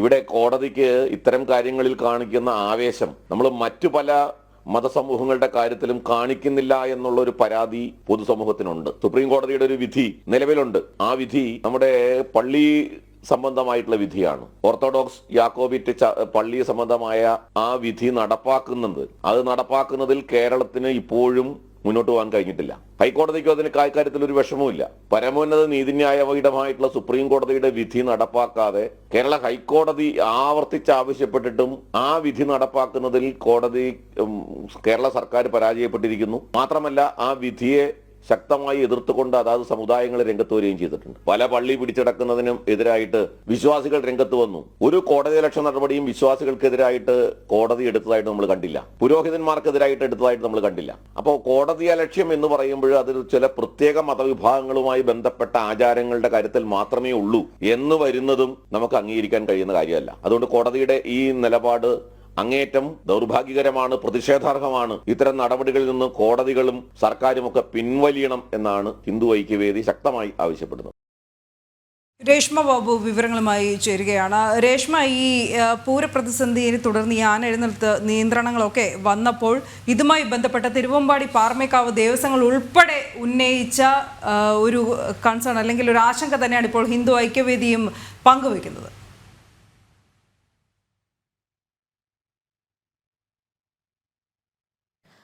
അതെ അനു, ഹൈന്ദവ ആചാരങ്ങൾക്ക് നേരെ കോടതി കടന്നു കയറുന്നു എന്നുള്ള ഒരു ആക്ഷേപമാണ് ഹിന്ദു ഐക്യവേദി ഉൾപ്പെടെയുള്ള സംഘടനകൾക്ക് നിലവിലുള്ളത്. അത് ഭക്തർക്കിടയിലും ആ ഒരു പ്രതിഷേധം നിലനിൽക്കുന്നുണ്ട്. ഇതിന്റെ ഒരു പശ്ചാത്തലം പറയുകയാണെങ്കിൽ നമുക്കറിയാം, ആന എഴുന്നള്ളിപ്പുമായി ബന്ധപ്പെട്ട് ഹൈക്കോടതിയുടെ ഡിവിഷൻ ബെഞ്ച് മാർഗനിർദ്ദേശം പുറത്തിറക്കിയ ഒരു സാഹചര്യമാണ് ഇതിന്റെയൊക്കെ ഒരു പശ്ചാത്തലം എന്ന് പറയുന്നത്. അതിനുശേഷം ഈ പൂർണ്ണത്രയീശ ക്ഷേത്രത്തിലെ വൃശ്ചികോത്സവം ആരംഭിച്ചു. അവിടെ ആന എഴുന്നള്ളത്തിൽ മാർഗനിർദ്ദേശങ്ങൾ കർശനമായിട്ട് പാലിക്കണമെന്നുള്ള ഒരു അവസ്ഥ വന്നു. ആ സമയത്ത് ക്ഷേത്രം ഭാരവാഹികൾ ഹൈക്കോടതിയെ സമീപിച്ചുകൊണ്ട് ഇളവ് ആവശ്യപ്പെട്ടെങ്കിലും അത് കോടതി അംഗീകരിച്ചില്ല. മറിച്ച് ഈ മാർഗരേഖ കൃത്യമായിട്ട് നടപ്പാക്കണമെന്നുള്ള ഒരു നിർദ്ദേശമായിരുന്നു ഇതേ ഡിവിഷൻ ബെഞ്ചിന്റെ ഭാഗത്തുനിന്നും ഉണ്ടായത്. തുടർന്ന് ഈ ഉത്സവം നടക്കുകയും ചെയ്തു. ആദ്യഘട്ടങ്ങളിലൊക്കെ തന്നെ കൃത്യമായിട്ടുള്ള മാർഗരേഖ പാലിച്ചുകൊണ്ടുള്ള നടപടിക്രമങ്ങളായിരുന്നു അവിടെ പൂർത്തീകരിച്ചു. വനം വകുപ്പ് ഉദ്യോഗസ്ഥരടക്കം എത്തി ഈ അകലം പാലിച്ചുകൊണ്ട് ആനകളെ അണിനിർത്തുകയൊക്കെ ചെയ്തിരുന്നു. സാധാരണഗതിയിൽ എന്ന് മാത്രമല്ല പതിറ്റാണ്ടുകളായിട്ട് തൃപ്പൂണിത്തുറ പൂർണ്ണത്രയീശ ക്ഷേത്രത്തിൽ ആന എഴുന്നള്ളിപ്പ് എന്ന് പറയുന്നത് ആനക്കൊട്ടിൽ തന്നെയാണ്. അത് ഒരു ആചാരത്തിന്റെ ഭാഗമാണ്. പക്ഷേ 15 ആനപ്പുറത്ത് എഴുന്നള്ളിപ്പെന്നാണ് ആ ഒരു ചടങ്ങിനെ പറയുന്നത്. ഈ ഒരു മാർഗരേഖ പുറത്തിറങ്ങിയതിന്റെ അടിസ്ഥാനത്തിൽ, അത് പാലിക്കേണ്ടതിന്റെ ബാധ്യതയുടെ അടിസ്ഥാനത്തിൽ ഈ ഒരു ചടങ്ങ് പോലും മറ്റൊരു രീതിയിൽ നടത്തേണ്ട ഒരു സാഹചര്യത്തിലേക്ക് എത്തുകയും ചെയ്തിരുന്നു. 2 രീതിയിൽ, അതായത് 2 വരിയായിട്ട് ആനകളെ നിർത്തിക്കൊണ്ട് 9 എണ്ണം ആനകളെ ഒരു വരിയിലും 6 എണ്ണം ആനകളെ മറ്റൊരു വരിയിലും നിർത്തി പുറത്ത് വെച്ചിട്ട് ഈ എഴുന്നള്ളിപ്പ് നടത്തേണ്ട ഒരു സാഹചര്യത്തിലേക്ക് എത്തി. അത് വലിയ രീതിയിലുള്ള പ്രതിഷേധം ഭക്തർക്കിടയിൽ ഉണ്ടായി. കാരണം പതിറ്റാണ്ടുകളായിട്ട് അവിടെ, അല്ലെങ്കിൽ നൂറ്റാണ്ടുകളായിട്ട് നിലനിൽക്കുന്ന ഒരു ചടങ്ങാണ്. പക്ഷെ അത് പെട്ടെന്നൊരു കോടതിയുടെ ഉത്തരവിന്റെ അടിസ്ഥാനത്തിൽ മാറ്റിവെക്കുക എന്ന് പറയുമ്പോൾ ഭക്തരെ സംബന്ധിച്ച് ഒരു വൈകാരികമായിട്ടുള്ള ഒരു പ്രശ്നം തന്നെയാണ്. അത് അവിടെ ഉണ്ടാകുകയും ചെയ്തത്. പക്ഷേ എന്നിരുന്നാലും അവിടെ ഉത്സവത്തിന്റെ ആ ഒരു ചടങ്ങിൽ കോടതിയുടെ ഉത്തരവ് ലംഘിക്കപ്പെടുന്ന ഒരു സാഹചര്യം ആദ്യഘട്ടങ്ങളിൽ ഉണ്ടായില്ല. പക്ഷേ തൃക്കേട്ട എഴുന്നള്ളിപ്പ് ആ ഒരു സമയത്ത് മഴ പെയ്യുകയും തുടർന്ന് അവിടെ നിൽക്കാൻ പറ്റാത്തൊരു സാഹചര്യം, അതായത് ആളുകൾ അധികം കൂടുതലുണ്ട്, തിരക്ക് കൂടുതലുണ്ട്. ഈ ഒരു സാഹചര്യത്തിൽ ആനകളും കൂടി അവിടെ നിൽക്കുകയാണെങ്കിൽ വലിയ രീതിയിലൊരു അപകടം ഉണ്ടാകുമെന്ന് ദേവസ്വം ഭാരവാഹികൾക്ക് തോന്നി. തുടർന്നാണ് ആനക്കൊട്ടിലേക്ക് ആനകളെ മാറ്റിയത്. ആ സമയത്ത് ഈ അകലം പാലിക്കാൻ സാധിച്ചില്ല എന്ന് ചൂണ്ടിക്കാട്ടിക്കൊണ്ടാണ് ഇപ്പോൾ കോടതിയലക്ഷ്യ നടപടി ഹൈക്കോടതി ഡിവിഷൻ ബെഞ്ച് സ്വീകരിച്ചിരിക്കുന്നത്. അന്ന് വനം വകുപ്പ് കേസെടുക്കുകയും ചെയ്തിരുന്നു. ദേവസ്വം ഓഫീസർക്കെതിരെ, മറ്റ് ഭാരവാഹികൾക്കെതിരെയൊക്കെ കേസെടുക്കുകയും ചെയ്തിരുന്നു. അത് ഈ അകലം 3 മീറ്റർ അകലം, 2 ആനകൾ തമ്മിൽ 3 മീറ്റർ അകലം വേണമെന്നുള്ളതാണ് ഹൈക്കോടതിയുടെ മാർഗരേഖ. ഇത് ലംഘിക്കപ്പെട്ടു എന്നതിന്റെ അടിസ്ഥാനത്തിലാണ് വനം വകുപ്പ് കേസെടുത്തത്. ഇപ്പോൾ കോടതിയലക്ഷ്യ നടപടി സ്വീകരിച്ചത്. കഴിഞ്ഞ ദിവസം നമുക്കറിയാം വലിയ രീതിയിലുള്ള വിമർശനമാണ് തൃപ്പൂണിത്തുറ പൂർണ്ണത്രയീശ ക്ഷേത്രത്തിലെ ദേവസ്വം ഓഫീസർക്ക് ഹൈക്കോടതിയിൽ നിന്ന് നേരിടേണ്ടി വന്നത്. അദ്ദേഹം നേരിട്ട് ഹാജരായ വേളയിൽ ഹൈക്കോടതി നിശ്ചിത ഭാഷയിൽ വിമർശിക്കുകയാണ് ചെയ്തത്. അദ്ദേഹം നേരത്തെ തന്നെ ഒരു സത്യവാങ്മൂലം ഹൈക്കോടതിയിൽ സമർപ്പിച്ചിരുന്നു. അതിൽ അദ്ദേഹം നിരുപാധികം മാപ്പപേക്ഷിച്ചുകൊണ്ട് പറയുന്നുണ്ട്, നേരത്തെ അതായത് ഈ വൃശ്ചികോത്സവത്തിന്റെ ഭാഗമായിട്ടുള്ള മറ്റു ദിവസങ്ങളിലൊക്കെ ഈ മാർഗരേഖ പാലിച്ചുകൊണ്ട് തന്നെയാണ് ചടങ്ങുകളൊക്കെ നടത്തിയത്, ആന എഴുന്നള്ളിപ്പ് അടക്കം നടത്തിയത്. പക്ഷേ ആ ഒരു തൃക്കേട്ട എഴുന്നള്ളിപ്പിന്റെ അന്ന് മാത്രമാണ് ഇത്തരത്തിലൊരു വീഴ്ച സംഭവിച്ചത്. വീഴ്ചയല്ല, ഭക്തരുടെ സുരക്ഷ കൂടി കണക്കിലെടുത്തുകൊണ്ട് ഒരു അപകടം ഉണ്ടാകരുത് എന്നതിന്റെ അടിസ്ഥാനത്തിലാണ് അത്തരത്തിൽ ഈ ആനകളെ പന്തലിലേക്ക് മാറ്റിയത്. അവിടെ അകലം പാലിക്കാൻ സാധിച്ചില്ല. അതുകൊണ്ട് തന്നെ താൻ നിരുപാധികം മാപ്പപേക്ഷിക്കുന്നു എന്നുള്ളതാണ് ദേവസ്വം ഓഫീസറായിട്ടുള്ള രഘുരാമന്റെ സത്യവാങ്മൂലം. പക്ഷേ ഈ സത്യവാങ്മൂലം യാതൊരു തരത്തിലും അംഗീകരിക്കില്ല എന്നുള്ളൊരു നിലപാട് തന്നെയാണ് ആദ്യഘട്ടം മുതലേ ഹൈക്കോടതി ഡിവിഷൻ ബെഞ്ച് സ്വീകരിച്ചത്. ആ സത്യവാങ്മൂലം തള്ളുകയും ഒപ്പം തന്നെ ദേവസ്വം ഓഫീസർക്കെതിരെ മറ്റ് ഭാരവാഹികൾക്കെതിരെ കോടതിയലക്ഷ്യ നടപടി സ്വീകരിക്കുകയും ചെയ്തിട്ടുണ്ട്. 4 ആഴ്ചയ്ക്കുള്ളിൽ ഇതുമായി ബന്ധപ്പെട്ട് എന്താണ് മറുപടി പറയാനുള്ളത്, അതൊരു വിശദീകരണ കുറിപ്പായിട്ട് ഹൈക്കോടതിയിൽ നൽകണം. ജനുവരി 9 പ്രസ്തുത കോടതിയലക്ഷ്യ കേസ് ഹൈക്കോടതി പരിഗണിക്കുന്നുണ്ട്. ആ സമയത്ത് കോടതി പറഞ്ഞത്, ഈ ഹൈക്കോടതി എന്താണോ മാർഗരേഖ ഇറക്കിയിട്ടുള്ളത് അത് പാലിക്കാൻ ഈ പറയുന്ന ക്ഷേത്രം ഭാരവാഹികൾ ബാധ്യസ്ഥരാണ്. ഭക്തരുടെ ഈ ഒരു എതിർപ്പ് വന്നു കഴിഞ്ഞാൽ കോടതി ഉത്തരവ് പാലിക്കപ്പെടാതിരിക്കുമോ അല്ലെങ്കിൽ പാലിക്കാതിരിക്കുമോ എന്നുള്ളൊരു ചോദ്യമാണ്. രേഷ്മ, അവിടെയാണ് ഒരു കാര്യം കൂടെ പറയേണ്ടത്. കാരണം ആനയെഴുന്നള്ളിപ്പ് ആയിക്കോട്ടെ, തൃശ്ശൂർ പൂരം ആയിക്കോട്ടെ, നമ്മുടെ ഈ ഹൈന്ദവ സംഘടനകളും ഒപ്പം ഭക്തരും പറയുന്ന ഒരു കാര്യം, സർക്കാർ ഇതിലൊരു നിയമനിർമ്മാണം നടത്തണം എന്നുള്ളൊരു ആവശ്യമാണ്. പക്ഷേ സർക്കാർ ഇതിലേക്ക് കടന്നിട്ടില്ല എന്നുള്ളതാണ്. ഭക്തരെ ദ്രോഹിക്കുന്ന നിലപാടുകൾ തന്നെയാണ് സർക്കാരിൻ്റെ ഭാഗത്ത് ഒരു സൈഡിൽ നിന്ന് ഉണ്ടായിക്കൊണ്ടിരിക്കുന്നത്. ഇത്രയും വിഷയങ്ങളൊക്കെ വരുന്നു, കോടതിയിലേക്ക് അത് പോകുന്നു, കോടതി കർശന നിർദ്ദേശങ്ങളൊക്കെ കൊടുക്കുമ്പോഴും സർക്കാർ മൗനം പാലിക്കുന്ന നിലപാടിലേക്ക് തന്നെയല്ലേ പോകുന്നത്?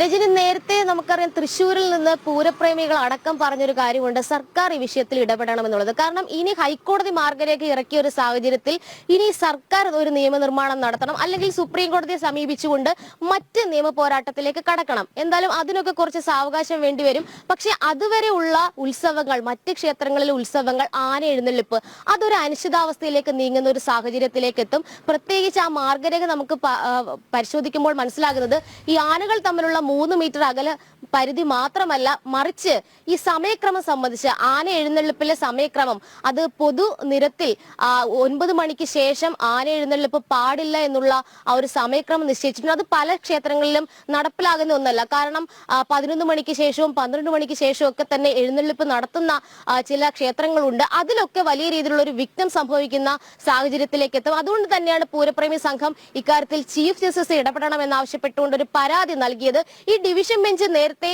ഈ കേസ് പരിഗണിച്ച സമയത്ത് മറ്റൊരു പരാമർശം നടത്തിയ ഒരു സാഹചര്യമുണ്ട്. അതായത് ആന എഴുന്നള്ളിപ്പ് എന്ന് പറയുന്നത് അനിവാര്യമായിട്ടുള്ള മതാചാരമല്ല എന്നുള്ളൊരു പരാമർശം.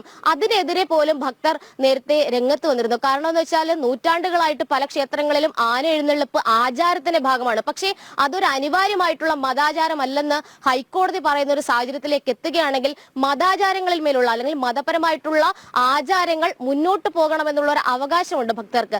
അത് നിഷേധിക്കപ്പെടുന്ന ഒരു സാഹചര്യം കൂടി വരുന്നുണ്ട് എന്നുള്ള ഒരു ആക്ഷേപം നിലനിൽക്കുന്നുണ്ട്. അതുകൊണ്ട് തന്നെയാണ് ഹൈന്ദവ സംഘടനകൾ ഇതിനെതിരെ ശക്തമായിട്ടുള്ള ഒരു പ്രതിഷേധം മുന്നോട്ട് വയ്ക്കുന്നത്. കാരണം മറ്റ് മതങ്ങൾക്ക് നേരെ ഉണ്ടാകേണ്ട അല്ലെങ്കിൽ ഈ ഹൈന്ദവ സമൂഹത്തിന് എതിരെ എടുക്കുന്ന ഈ ഒരു ആവേശം എന്തുകൊണ്ട് മറ്റു മതങ്ങൾക്ക് നേരെ ഉണ്ടാകുന്നില്ല എന്നുള്ളൊരു ചോദ്യം ഉണ്ടാകുന്നു. അത് മാത്രമല്ല, എത്രയോ കേസുകളിൽ കോടതിയലക്ഷ്യ നടപടി സ്വീകരിക്കേണ്ട സാഹചര്യങ്ങളിൽ പോലും ഈ പറഞ്ഞ നീതിന്യായ വ്യവസ്ഥ മൗനം പാലിച്ചിട്ടുണ്ട്. പക്ഷേ ഇപ്പോൾ നിലവിൽ ആന എഴുന്നള്ളത്തിൽ അനിവാര്യമായിട്ടുള്ള ഒരു സംഗതി അല്ലെങ്കിൽ ആ ഒരു സാഹചര്യത്തിൽ അപകടം ഒഴിവാക്കേണ്ട ഒരു പശ്ചാത്തലത്തിലായിരുന്നു തൃപ്പൂണിത്തുറയിൽ ആനകളെ പന്തലിലേക്ക് മാറ്റിയത്. അതിൽ ആ സത്യവാങ്മൂലം കൂടി ഉൾക്കൊള്ളാൻ സാധിക്കാത്ത രീതിയിലേക്ക് ഹൈക്കോടതി ഏതായാലും ഒരു മതവിഭാഗത്തെ മാത്രം, പ്രത്യേകിച്ച് ഹിന്ദുക്കളെ മാത്രം ലക്ഷ്യം വെച്ചുള്ള കോടതി നീക്കങ്ങളാണ് നടത്തുന്നത് എന്നാണ് ഹിന്ദു ഐക്യവേദി ആരോപിക്കുന്നത്. നമുക്ക് വരുന്ന പ്രതികരണങ്ങൾ ഒരുപാടുണ്ട്. ഹിന്ദുക്കൾ ഉണർന്ന് പ്രവർത്തിക്കണമെന്നടക്കം പറയുന്നുണ്ട്. ഉണർന്ന് പ്രവർത്തിക്കുക തന്നെയാണ് ഹിന്ദുക്കൾ ചെയ്യുന്നത്. അത് നമ്മൾ ശബരിമലയിലെ യുവതീ പ്രവേശന സമയം തൊട്ട് കണ്ടതാണ്. അതിനു വേണ്ടിയിട്ടുള്ള ഒരു പോരാട്ടം തന്നെയാണ് ഹിന്ദുക്കൾ നടത്തുന്നത്. അതിലൊരു പ്രസക്തമായ ഒരു പ്രതികരണം വായിക്കട്ടെ. ശ്രീ ശരത് കിരണിന്റെ വകയാണ്. ഹിന്ദുവിന് ഇപ്പോൾ അവൻ്റെ കാര്യങ്ങൾ ചെയ്യണമെങ്കിൽ കോടതിയിൽ പോകേണ്ട അവസ്ഥയായി ദൈവമേ എന്ന് വിലപിക്കുകയാണ്. ശരിക്കും വിശ്വാസങ്ങളും ആചാരങ്ങളും ഏതൊരു മനുഷ്യൻ അല്ലെങ്കിൽ വിശ്വാസിയെ സംബന്ധിച്ചിടത്തോളം ജീവനോളം പ്രാധാന്യമുള്ളതാണ്. അതുകൊണ്ട് തന്നെ വൈകാരികമായി പ്രതികരണങ്ങളും സ്വാഭാവികമാണ്. അങ്ങനെ നിരവധി പ്രതികരണങ്ങൾ പ്രേക്ഷകരുടെ ഭാഗത്തു നിന്നും വരുന്നുണ്ട്. ഇത് ഞങ്ങൾ വായിക്കുന്നുണ്ട്. തീർച്ചയായും കോടതിയും സർക്കാരും ഒക്കെ ഈ ഒരു വികാരം മാനിക്കും, കണക്കിലെടുക്കും എന്നുള്ള പ്രതീക്ഷയാണ് ഞങ്ങൾക്കുമുള്ളത്. പ്രതീക്ഷയിലാണ് ഞങ്ങളും. ഭാരതത്തെ സംബന്ധിച്ചിടത്തോളം ഏറ്റവും പ്രതീക്ഷയുള്ള ഒരു ദിനം കൂടിയാണ് ഇന്ന്. കാരണം ലോക ചെസ് ചാമ്പ്യൻ പട്ടത്തിനരികെ നമ്മുടെ ഒരു യുവതാരമുണ്ട്, ഡി ഗുകേഷ്. എന്തായാലും ഡി ഗുകേഷിന് നിലവിലെ ചാമ്പ്യൻ ഡിങ് ലിറനെയാണ് തോൽപ്പിക്കേണ്ടത്. തീർച്ചയായും അത് ഇന്ന് ഉണ്ടാകുമെന്നുള്ളൊരു പ്രതീക്ഷ ഓരോ ഭാരതീയനും വെച്ച് പുലർത്തുന്നു. ഇന്നലെ 13ാം റൗണ്ട് മത്സരമായിരുന്നു. അതും കൂടി സമനിലയിൽ അവസാനിച്ച സാഹചര്യത്തിൽ ഇന്നത്തെ മത്സരം ഒരു കലാശപ്പോരിൻ്റെ എല്ലാ ഒരു കളർഫുൾ പരിവേഷവുമുള്ള ഒരു പോരാട്ടമായി മാറുകയാണ്. എന്തായാലും 6.5 6.5 പോയിന്റുമായി ഇരുവരും ഒപ്പത്തിനൊപ്പമായ സ്ഥിതി. ഇന്നത്തെ മത്സരം ജയിക്കുകയാണെങ്കിൽ ഗുകേഷ് ലോക ചെസ് ചാമ്പ്യനാകും വിശ്വനാഥ് ആനന്ദിന് പിന്നാലെ. എന്തായാലും 14 മത്സരങ്ങളുള്ള ചാമ്പ്യൻഷിപ്പ് ടൂർണമെൻറ്റ് അതിൽ ഇന്ന് അവസാന മത്സരം. ഇനി ഇന്നും സമനിലയായാൽ എന്തായിരിക്കും അവസ്ഥ എന്നൊക്കെ പരിശോധിക്കാൻ സ്പോർട്സ് ഡെസ്കിൽ നിന്ന് നിഖിൽ കുമാർ ചേരുകയാണ് വിവരങ്ങളുമായി. നിഖിൽ, ഏറെ ആവേശത്തിലാണ് കായിക പ്രേമികൾ. തീർച്ചയായും ഇന്ന് ആരാധകരൊക്കെ കായിക പ്രേമികളൊക്കെ വളരെ വലിയ ആവശ്യത്തിൽ തന്നെയാണുള്ളത്. കാരണം മറ്റൊന്നുമല്ല, ഈ പറഞ്ഞതുപോലെ തന്നെ ലോക ചെസ് ചാമ്പ്യൻഷിപ്പിലെ ഫൈനലിലെ അവസാന റൗണ്ട് മത്സരം അക്ഷരാർത്ഥത്തിൽ ഇന്ന് ഫൈനൽ എന്ന് തന്നെ പറയേണ്ടിയിരിക്കുന്നു. കാരണം ഇരുവരും തമ്മിലുള്ളൊരു പോരാട്ടം, ഡിങ് ലിറനും ഒപ്പം തന്നെ ഗുകേഷും തമ്മിലുള്ളൊരു പോരാട്ടം അത് തുടക്കം മുതൽ തന്നെ ഏവരും വളരെ ശ്രദ്ധയോടെ ഉറ്റുനോക്കിയ പോരാട്ടം തന്നെയാണ്. കാരണം ആദ്യ മത്സരത്തിൽ ഡിങ് ലിറൻ വിജയിച്ചെങ്കിലും പിന്നീട് ഇങ്ങോട്ട് ഗുകേഷിന് ഗംഭീരമായ ഒരു തിരിച്ചുവരവുണ്ടായിരുന്നു. നിലവിലെ ലോക ചാമ്പ്യനായ ഡിങ് ലിറനെ തുടർച്ചയായി സമനിലയിൽ തളയ്ക്കുന്നു. ഒപ്പം തന്നെ ഡിങ് ലിറനെതിരെ മികച്ച വിജയങ്ങൾ നേടുന്നു. അങ്ങനെ 13ാം റൗണ്ട് വരെ മത്സരം എത്തിയിട്ടുണ്ട്. ആകെ 14 റൗണ്ട് മത്സരമാണ്. അതിൽ 13ാം റൗണ്ട് വരെ എത്തിയപ്പോൾ ഇരുവരും ഒപ്പത്തിനൊപ്പം എന്ന് പറയാം. നിലവിലെ ലോക ചാമ്പ്യനായ ഡിങ് ലിറനെ അദ്ദേഹത്തിൻ്റെ ഒപ്പം തന്നെ പോരാടി ഒപ്പത്തിനൊപ്പമായ പോരാട്ടമാണ് ഇന്ത്യയുടെ ഗുകേഷ് കാഴ്ചവെച്ചത്. അങ്ങനെ 13ാം റൗണ്ട് പോരാട്ടം പൂർത്തിയാകുമ്പോഴും നിലവിലെ പോയിന്റ് 6.5 എന്നുള്ള പോയിന്റിൽ തന്നെ നിൽക്കുകയാണ്. ആകെ 14 മത്സരങ്ങളിൽ നിന്നും 7.5 പോയിന്റ് ലഭിക്കുന്ന ആളാണ് ചാമ്പ്യൻ ആവുക. നിലവിൽ 2 പേർക്കും 6.5 പോയിന്റാണുള്ളത്. 13 മത്സരങ്ങളിൽ നിന്നും 13 റൗണ്ട് മത്സരങ്ങൾ പൂർത്തിയായപ്പോഴും 6.5 പോയിന്റ് വീതമാണ് ഉള്ളത്. ഇതിൽ ഇനി ഉള്ളത് ഇന്നത്തെ മത്സരം വളരെ നിർണായകമാണ്. അക്ഷരാർത്ഥത്തിൽ അനു നേരത്തെ പറഞ്ഞതുപോലെ തന്നെ ഇന്ന് ഒരു ഫൈനലിൻ്റെ പ്രതീതി തന്നെയാണുള്ളത്, ഒരു ഫൈനൽ മത്സരത്തിൻ്റെ പ്രതീതി തന്നെയാണുള്ളത്. കാരണം ഇന്ന് വിജയിക്കുന്ന ആൾ കിരീടം ചൂടും. അത് 7.5 പോയിന്റ് 6.5 പോയിന്റിൽ നിന്ന് ഒരു മത്സരം വിജയിച്ചാൽ 1 പോയിന്റാണ് ലഭിക്കുക. അങ്ങനെയെങ്കിൽ ഇന്ന് വിജയിക്കുന്ന ആൾക്ക് 1 പോയിന്റ് ലഭിച്ച് 7.5 പോയിന്റ് എന്ന ആ ഒരു പോയിന്റിലേക്ക് എത്തും. അങ്ങനെയെങ്കിൽ ഇന്ന് വിജയിക്കുന്ന ആൾ കിരീടം സ്വന്തമാക്കുന്ന ഒരു കാഴ്ച. മറിച്ച് ഇന്ന് സമനിലയായാൽ 1.5 പോയിന്റ് വീതം ഇരു താരങ്ങൾക്കും വീതം വെച്ച് നൽകുന്ന ഒരു രീതിയാണുള്ളത്. അങ്ങനെയെങ്കിൽ ഇന്ന് സമനിലയായാൽ രണ്ടുപേർക്കും 7.5 പോയിന്റ് എന്ന ഒരു സ്കോറിലേക്ക് എത്തും. അപ്പോൾ വീണ്ടും നാളെ അതിലും വലിയൊരു പോരാട്ടത്തിലേക്ക് തന്നെ, തീപാറുന്നൊരു പോരാട്ടത്തിലേക്ക് തന്നെ അങ്ങനെയാണെങ്കിൽ നീങ്ങുന്ന ഒരു സാഹചര്യത്തിലേക്ക് വരും. നാളെ ടൈ ബ്രേക്കറിലൂടെ ആയിരിക്കും വിജയിയെ തീരുമാനിക്കുക. അത് ഏവരും ഉറ്റുനോക്കുന്നത് ഇന്നത്തെ മത്സരത്തിലേക്ക് തന്നെയാണ്. കാരണം ഇന്നലത്തെ മത്സരം പരിശോധിച്ചാൽ, ഇന്നലെ മത്സരത്തിൽ എടുത്തു പറയേണ്ട ഒരു കാര്യം, മത്സരത്തിൻ്റെ അവസാന നിമിഷം വരെ ഗുകേഷ് തന്നെയായിരുന്നു മുന്നിലുണ്ടായിരുന്നത്. അതിൽ 40 നീക്കങ്ങൾ ഒടുവിൽ വരെ ഗുകേഷ് ആയിരുന്നു. എന്നാൽ 41ാമത്തെ നീക്കങ്ങളിലാണ് ഡിംഗ്ലർ തിരിച്ചു വന്നത്. മത്സരം അവസാനിക്കാൻ മിനിറ്റുകൾ മാത്രം ശേഷിക്കെ 41ാമത്തെ നീക്കത്തിലൂടെയാണ് ഡിംഗ്ലർ തിരിച്ചു വന്നത്, സമനില പിടിച്ചത് എന്നുള്ളതാണ്. അതുകൊണ്ട് തന്നെ ഇന്നത്തെ മത്സരവും ആരാധകരൊക്കെ ഉറ്റുനോക്കുന്നൊരു കാഴ്ച തന്നെയാണ്. ഇതിൽ ആദ്യത്തെ മത്സരം നേരത്തെ പറഞ്ഞ പോലെ ആദ്യത്തെ മത്സരത്തിൽ ഡിംഗ്ലർ വിജയിച്ചു. തൊട്ടടുത്ത മത്സരം സമനിലയാവുന്ന കാഴ്ച. അതിനുശേഷമുള്ള മത്സരം, മൂന്നാമത്തെ മത്സരത്തിൽ ഗുകേഷ് വിജയിക്കുന്നു. പിന്നീട് ഇങ്ങനെ തുടർച്ചയായ 7 മത്സരങ്ങൾ ഡിംഗ്ലറിനെ ഗുകേഷ് സമനിലയിൽ തളയ്ക്കുന്നൊരു കാഴ്ച. ഒപ്പത്തിനൊപ്പമുള്ള പോരാട്ടം എന്ന് തന്നെ പറയാം. പിന്നീട് 11ാമത്തെ ആ ഒരു റൗണ്ട് മത്സരത്തിൽ ഗുകേഷ് വീണ്ടും വിജയിച്ച പോയിന്റ് പട്ടികയിൽ തൻ്റെ ആ ഒരു മികവ് തെളിയിക്കുന്നു. 6 പോയിന്റിലേക്ക് എത്തുന്നു. തൊട്ടടുത്ത മത്സരം 11ൽ നിന്ന് 12ാമത്തെ മത്സരത്തിൽ ആ മത്സരത്തിൽ ഗുകേഷിനെ ഡിംഗ്ലറൻ കീഴടക്കിക്കൊണ്ട് ഡിംഗ്ലറിനും ഒരു പോയിന്റ് പട്ടികയിൽ ഒപ്പത്തിനൊപ്പം എത്തുന്നൊരു കാഴ്ച. എന്തായാലും 13 റൗണ്ടുകൾ പൂർത്തിയാകുമ്പോൾ നിലവിൽ 6.5 പോയിന്റ് വീതമാണ് ഇരു താരങ്ങൾക്കുമുള്ളത്. ഇന്നത്തെ മത്സരം വളരെയധികം നിർണായകമാണ്. ഇന്നത്തെ മത്സരത്തിൽ വിജയിക്കുന്നവർ ലോക ചെസ് ചാമ്പ്യനാകും. ഇതിൽ എടുത്തു പറഞ്ഞ ഒരു കാര്യം, ഡിംഗ്ലറിനെ സംബന്ധിച്ച് അദ്ദേഹത്തിൻ്റെ നിലവിലത്തെ കിരീടം നിലനിർത്തുക എന്നുള്ളതാണ്. അതിനുവേണ്ടിയാണ് ഡിംഗ്ലർ ഇറങ്ങുന്നത്. എന്നാൽ ഇന്ത്യയുടെ അഭിമാനമായ ഗുകേഷിനെ സംബന്ധിച്ച് ഗുകേഷ് ചരിത്രം തിരുത്തി കുറിക്കാനാണ് ഇറങ്ങുന്നത്. കാരണം ഇന്ന് വിജയിച്ചാൽ ചെസ് ചരിത്രത്തിൽ അല്ലെങ്കിൽ ചെസ് കിരീടം ചൂടുന്ന ഏറ്റവും പ്രായം കുറഞ്ഞ താരം എന്ന റെക്കോർഡിലേക്ക് ഗുകേഷ് എത്തും. അതിനുവേണ്ടിയാണ് നമ്മളൊക്കെ കാത്തിരിക്കുന്നത്. എന്തായാലും ഇന്ന് വൈകുന്നേരമാണ് മത്സരം. നമ്മളൊക്കെ അതിനുവേണ്ടി കാത്തിരിക്കുകയാണ്. അനു, തീർച്ചയായും നിഖിൽ, ഇനി ഗുകേഷ് പുതിയൊരു ചരിത്രത്തോടു കൂടി ഭാരതത്തിലേക്ക് മടങ്ങി വരട്ടെ എന്നുള്ള ഒരു ആഗ്രഹത്തിലാണ്. ശേഷം അതെ, മാത്രമല്ല ഏറ്റവും പ്രായം കുറഞ്ഞൊരു വ്യക്തി കൂടിയാവും അങ്ങനെയാണെങ്കിൽ ലോക ചെസ് ചാമ്പ്യൻ ആകുന്ന. അത് ഭാരതത്തെ സംബന്ധിച്ചിടത്തോളം എത്രത്തോളം അഭിമാന മുഹൂർത്തങ്ങളാകും സമ്മാനിക്കുക എന്നത് കൂടിയാണ്. ശരി, എന്തായാലും ഗുകേഷിന് എല്ലാവിധ വിജയാശംസകളും. ഇനി അന്താരാഷ്ട്ര വാർത്തകളിലേക്കാണ് പോകുന്നത്. സിറിയയിൽ നമുക്കറിയാം ഇപ്പോൾ നടക്കുന്ന പ്രശ്നങ്ങൾ ലോകരാജ്യങ്ങൾ നോക്കുന്നുണ്ട്. ഇത് ശ്രദ്ധയോടെ. ശക്തമായ ഇസ്രായേൽ വ്യോമാക്രമണം തുടർന്നുകൊണ്ടേയിരിക്കുകയാണ്. ലിറ്റിക്കിയ തീരത്തും ടാർസിലുമാണ് ശക്തമായ ആക്രമണങ്ങൾ നടക്കുന്നത്. ലിറ്റിക്കിയ തുറമുഖത്ത് വ്യോമാക്രമണവും നടന്നു എന്നുള്ള വാർത്തകളും വരുന്നുണ്ട്. ഇന്റർനാഷണൽ ഡെസ്കിൽ നിന്നും ഐസൻ ജോസ് ചേരുന്നുണ്ട്. ഐസൻ, നമസ്തേ, ഗുഡ് മോർണിംഗ്. എന്തായാലും ഇത് 4ാം ദിവസമാണ് ഇസ്രായേൽ ആക്രമണം ശക്തമാക്കുന്നത്. 500-ലധികം സ്ഥലങ്ങളിൽ വ്യോമാക്രമണം അടക്കം നടത്തിയിരിക്കുന്നു. തീർച്ചയായും രജനി, തുടർച്ചയായി വ്യോമാക്രമണം നടത്തേണ്ട ഒരു സാഹചര്യമാണ് സിറിയയിൽ നിലനിൽക്കുന്നത് എന്നാണ് ഇതിൽ നിന്നെല്ലാം തന്നെയും നമുക്ക് വായിച്ചെടുക്കാൻ സാധിക്കുന്നത്. തുടർച്ചയായ ആക്രമണങ്ങൾ നടത്തേണ്ട ഒരു പശ്ചാത്തലം നേരത്തെ തന്നെ 2013 തൊട്ട് തന്നെ 2019 നമുക്കറിയാവുന്നതാണ്. രാസായുധം പ്രയോഗിച്ച കാര്യങ്ങളൊക്കെ ഇപ്പോൾ അതിൻ്റെ വിശദാംശങ്ങളും അതിൻ്റെ ഇരകളുടെ സ്റ്റേറ്റ്മെൻറ്റുകളും എല്ലാം തന്നെ പുറത്തു വരുന്നൊരു സാഹചര്യം കൂടി ഉണ്ടായിരിക്കുകയാണ്. ഈ ഒരു പശ്ചാത്തലത്തിൽ രാസായുധം അന്ന് ഉപയോഗിച്ച ശക്തമായ ചില രാസായുധം, ഡീപ്പ് ക്ലോറിൻ ഗ്യാസ് അങ്ങനെയുള്ള സാധനങ്ങളൊക്കെ അത് അതീവ ഗൗരവതരമായി പ്രയോജനപ്പെടുത്തുന്ന അല്ലെങ്കിൽ ഇത്തരത്തിൽ മനുഷ്യരെ കൊന്നെടുക്കുന്ന ആയുധങ്ങളെല്ലാം തന്നെ, രാസായുധങ്ങളെല്ലാം തന്നെ അവർ പ്രയോഗിക്കുകയും ചെയ്തിരുന്നു. അത്തരത്തിൽ രാസായുധങ്ങളെല്ലാം പ്രയോഗിക്കുകയും ചെയ്തിരുന്ന അല്ലെങ്കിൽ അതിൻ്റെ പ്ലാന്റുകളിലെല്ലാം തന്നെയാണ് ശക്തമായൊരു ആക്രമണം നടത്തിയിരിക്കുന്നത് എന്നാണ് ഇപ്പോൾ നമുക്ക് മനസ്സിലാക്കാൻ സാധിക്കുന്നത്. തുടർച്ചയായി 4 ദിവസവും ഈ രാസായുധ നിർമ്മാണ ഫാക്ടറികളിൽ ശക്തമായ ആക്രമണം ഇസ്രായേൽ തുടരുകയാണ്. നേരത്തെ നമുക്കറിയാവുന്നതാണ്, ഗൊലാൻ ഹൈറ്റ്സിലും അതുപോലെ തന്നെ പ്രദേശങ്ങളിലുമെല്ലാമുള്ള ബഫർ സോണുകളിൽ കൃത്യമായ നീക്കങ്ങൾ നടത്തിയിരുന്നു. അതുപോലെ തന്നെ ഈ സിറിയയിലെ വിവിധ ഇടങ്ങളിൽ ശക്തമായ ഒരു ആക്രമണം നടത്തേണ്ട സാഹചര്യത്തിലേക്ക്, അനിവാര്യതയിലേക്ക് ഇപ്പോൾ നീങ്ങിയിരിക്കുകയാണ് എന്നാണ് അറിയാൻ സാധിക്കുന്നത്. നിലവിലെ സാഹചര്യത്തിൽ 500-ലേറെ ആക്രമണങ്ങൾ നടത്തിയെന്ന വിവരങ്ങളാണ് പുറത്തു വരുന്നത്. അത് പല അന്താരാഷ്ട്ര ഏജൻസികളും അതുപോലെ തന്നെ സമാന്തരമായി അന്വേഷിക്കുന്ന മനുഷ്യാവകാശ ഏജൻസികളുടെയും കണക്കുകളാണ് ഇപ്പോൾ പുറത്തു വരുന്നത്. ഇത് കുറെ കൂടി സ്ഥിരീകരിക്കേണ്ട കണക്കുകളുണ്ട്. എങ്കിലും 480-ലേറെ ആക്രമണങ്ങൾ നടത്തിയെന്ന് സ്ഥിരീകരിക്കപ്പെട്ട കണക്കുകൾ പുറത്തു വരുന്നുണ്ട്. 500-ലേറെ ആക്രമണങ്ങൾ നടത്തിയെന്ന് മറ്റ് സോഴ്സുകളിൽ നിന്നും വരുന്ന വാർത്തകളെ പരിശോധിക്കുമ്പോൾ നമുക്ക് മനസ്സിലാക്കാൻ സാധിക്കുന്നുണ്ട്. തുടർച്ചയായി ആക്രമണങ്ങൾ നടത്തി സൈനിക കേന്ദ്രങ്ങളിലേക്ക് ശക്തമായ നീക്കം നടത്തുക എന്നതായിരുന്നു ലക്ഷ്യം. ഇന്നലെ നമുക്കറിയാവുന്നതാണ്, ലറ്റിക്കിയ തുറമുഖത്തുള്ള 15ഓളം ഈ യുദ്ധക്കപ്പലുകളെ, അതായത് സിറിയയുടെ യുദ്ധക്കപ്പലുകൾ എന്ന് പറയാൻ പൂർണ്ണമായും സജ്ജമായ ഒരു യുദ്ധക്കപ്പൽ എന്ന് പറയാൻ സാധിക്കില്ലെങ്കിലും അത്തരത്തിലുള്ള യുദ്ധക്കപ്പലുകളെല്ലാം തന്നെ തകർക്കാനുള്ളൊരു നീക്കം നടത്തിയിരുന്നു. 15ഓളം കപ്പലുകൾ വീടുകൾ തകർത്തിരുന്നു. ഇന്നും ആ പ്രദേശങ്ങളിൽ ആക്രമണം നടത്തുകയാണ്. തീരപ്രദേശങ്ങളിലും ആക്രമണം നടന്നിട്ടുണ്ട് എന്നാണ് അറിയാൻ സാധിക്കുന്നത്. ഈ മേഖലകളിലെല്ലാം തന്നെ ഒരു അരക്ഷിതാവസ്ഥ സൃഷ്ടിക്കാൻ ഈ ഹയാത്ത് തഹ്രീർ അൽ ഷം എന്ന് പറയുന്ന ഭീകര സംഘടനയ്ക്ക് സാധിക്കുമെന്ന ഒരു തിരിച്ചറിവിൻ്റെ കൂടി അടിസ്ഥാനത്തിലാണ് ഈ ആക്രമണങ്ങൾ പുരോഗമിക്കുന്നത് എന്നാണ് അറിയാൻ സാധിക്കുന്നത്.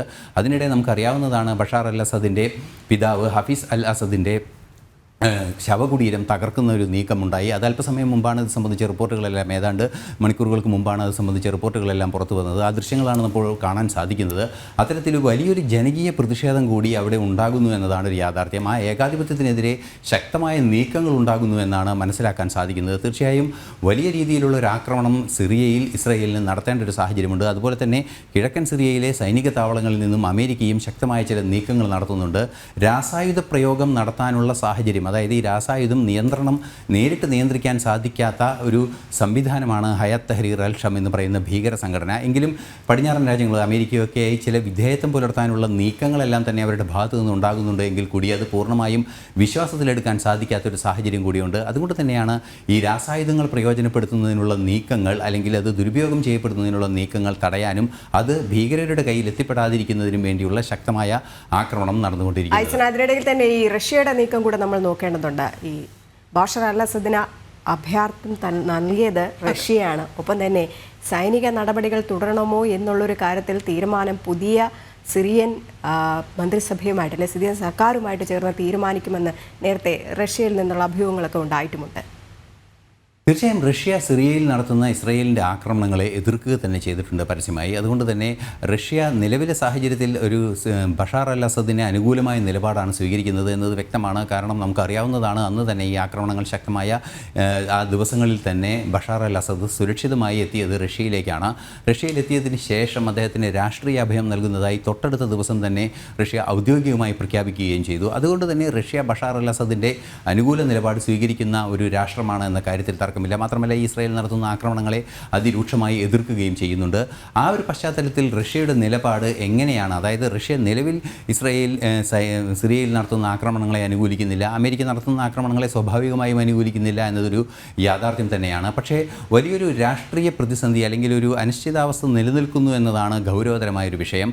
നിലവിലെ സാഹചര്യത്തിൽ മാസങ്ങൾ മാത്രമാണ്, അല്ലെങ്കിൽ ഒരു മാസം കുറച്ച് ദിവസങ്ങൾ മാത്രമാണ് പുതിയ പ്രസിഡന്റ് അമേരിക്കയിൽ അധികാരമേൽക്കുന്നതിനിരിക്കുന്നത്.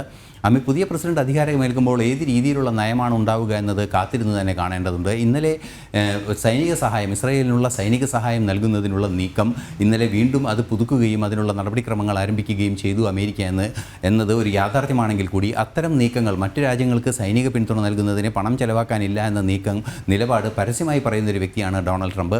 നിലവിലെ സാഹചര്യത്തിൽ അത്തരം നീക്കങ്ങൾ നടത്തിയിട്ടുണ്ട് എങ്കിൽ കൂടി തുടർന്നും അത്തരത്തിലുള്ളൊരു പിന്തുണ ഇസ്രായേലിന് ലഭിക്കുമോ അമേരിക്കയുടെ ഭാഗത്തു നിന്ന് എന്നത് കാത്തിരുന്ന് കാണേണ്ടതുണ്ട്. അങ്ങനെ ഒരു സാഹചര്യമുണ്ടെങ്കിൽ സ്വാഭാവികമായും അത് റഷ്യ മുതലെടുക്കുന്നതിനുള്ളൊരു നീക്കം നടത്താനുള്ള സാധ്യതയുമുണ്ട്. അത്തരത്തിലൊരു രാഷ്ട്രീയ പശ്ചാത്തലം ഉയർന്നു വരുന്നുണ്ട് എന്നത് ഒരു യാഥാർത്ഥ്യം തന്നെയാണ്. തീർച്ചയായും റഷ്യയുടെ നിലപാട് നിർണായകമാണ്. അതുപോലെ തന്നെ അമേരിക്കയുടെ നിലപാട് നിർണായകമാണ്. അമേരിക്കയുടെ വരാനിരിക്കുന്ന പ്രസിഡന്റിൻ്റെ നിലപാട് അതിലേറെ ഗൗരവമുള്ളതാണ് എന്നതാണ് യാഥാർത്ഥ്യം.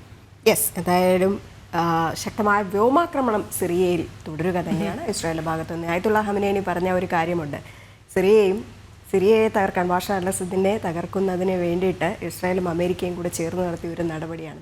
അതിന് ലോകമൊക്കെ തന്നെ ഉറ്റുനോക്കുന്നതും ഇപ്പം സിറിയയിലേക്ക് തന്നെയാണ്. എന്തായാലും വർഷങ്ങളായിട്ട് നീണ്ട ഒരു ഭരണത്തിനാണ് അവിടെ അവസാനമായിരിക്കുന്നത്. പതിറ്റാണ്ടുകളായി നീണ്ട ഭരണത്തിന്. എന്നാലും നമുക്ക് ഇനി തിരികെ സംസ്ഥാനത്തേക്ക് എത്തിയാലോ. കണ്ണൂരിലെ ഒരു വിശേഷത്തിലേക്ക് എത്താം. മുത്തപ്പൻ്റെ നാട്ടിൽ നിന്നാണ്. മുത്തപ്പൻ്റെ ആരുടെ സ്ഥാനമായ കുന്നത്തൂർ പാടിയിൽ ഉത്സവം പാടിവാതിൽക്കൽ എത്തി നിൽക്കവേ തെയ്യത്തിനുള്ള തിരുവാഭരണങ്ങളും ആടയാഭരണങ്ങളും തയ്യാറാക്കുന്ന പ്രവൃത്തിയിലാണ് നെടുങ്കും കിഴക്കേപ്പുരയിലെ പ്രകാശൻ. ഭക്തിയോടെയും വ്രതാനുഷ്ഠാനത്തോടെയുമാണ് തിരുവാഭരണങ്ങൾ തെയ്യങ്ങൾക്കായി ഒരുക്കുന്നത്. ഒരു മാസം നീണ്ടു നിൽക്കുന്ന കുന്നത്തൂർ പാടിയിലെ തിരുവപ്പന മഹോത്സവത്തിന് ഈ മാസം 17-ന് തുടക്കമാകും. ക്ഷേത്രവും ശ്രീകോവിലുമില്ലാത്ത വനത്തിനുള്ളിലെ മുത്തപ്പന്റെ ആരൂഢ സ്ഥാനമായ കുന്നത്തൂർ പാടി വീണ്ടും ഒരു തിരുവപ്പന മഹോത്സവത്തിനു വേണ്ടി തയ്യാറെടുക്കുകയാണ്. മനുഷ്യന്റെ സങ്കടങ്ങൾക്ക് തീർപ്പ് കൽപ്പിക്കാൻ ദൈവവിളിയുമായി വരുന്ന മുത്തപ്പനും മൂലംപെറ്റ ഭഗവതിക്കും വെള്ളാട്ടത്തിനും വേണ്ട തിരുവാഭരണങ്ങൾ തയ്യാറാക്കുന്ന പ്രവൃത്തിയും നടന്നു വരികയാണ്. നെടുങ്ങോം കിഴക്കേപ്പുരയിൽ കെ പ്രകാശനും കലാകാരന്മാരുമാണ് ഇതിന് ചുക്കാൻ പിടിക്കുന്നത്. പരമ്പരാഗതമായി പ്രകാശന്റെ കുടുംബമാണ് ഇത് ചെയ്തു വരുന്നത്.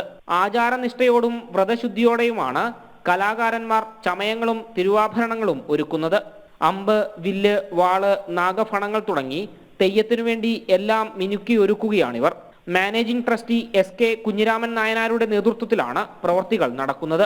കുന്നത്തൂർപ്പാടി മുത്തപ്പൻ ദേവസ്ഥാനത്തെ ഈ വർഷത്തെ ഉത്സവം ഡിസംബർ 17 മുതൽ ജനുവരി 16 രാവിലെയാണ്. ധനു 2 മുതൽ മാരം 2 വരെയാണ്. അതിന് മുന്നോടിയായി തിരുവാഭരണ പുതുക്കൽ റിപ്പയർ ചെയ്യൽ കിഴക്കേപ്പുഴയിൽ പ്രകാശൻ്റെ നേതൃത്വത്തിൽ 2 പേര് ഉണ്ടായ 3 പേര് പണിയെടുക്കും. ഓരോ തെയ്യത്തിനും ചമയങ്ങൾ പ്രത്യേകതയുള്ളതും വ്യത്യസ്തവുമാണ്. മുത്തപ്പൻ അണിയേണ്ട തിരുവാഭരണങ്ങൾ പ്രധാനമാണെന്നിരിക്കെ ഏറെ ശ്രദ്ധയോടുകൂടിയാണ് മിനുക്കൽ നടന്നുവരുന്നത്. ഈ മാസം 17 മുതൽ ജനുവരി 16 വരെയാണ് കുന്നത്തൂർപ്പാടിയിൽ പുത്തരി തിരുവപ്പന മഹോത്സവം നടക്കുന്നത്. ജനം, കണ്ണൂർ. ഇനി ക്രിസ്മസ് കാലമായി കേക്കുകളുടെ ലോകത്തേക്ക് അടക്കുകയാണ്, നക്ഷത്രങ്ങളുടെ ലോകത്തേക്ക്. രാജ്യത്തിനകത്തും വിദേശത്തേക്കുമായി ക്രിസ്മസ് കേക്ക് സ്വന്തമായി ഉണ്ടാക്കി കയറ്റി അയക്കുകയാണ് ഇടുക്കി സ്വദേശിനിയായ ഒരു 70-കാരി. കുമളി ചോറ്റുപാറ സ്വദേശിയായ സുശീല സ്റ്റീഫനാണ് ആള്. ഇത്തവണ മാത്രം 1500-ലധികം കേക്കുകളാണ് സുശീല ഉണ്ടാക്കി അയച്ചത്.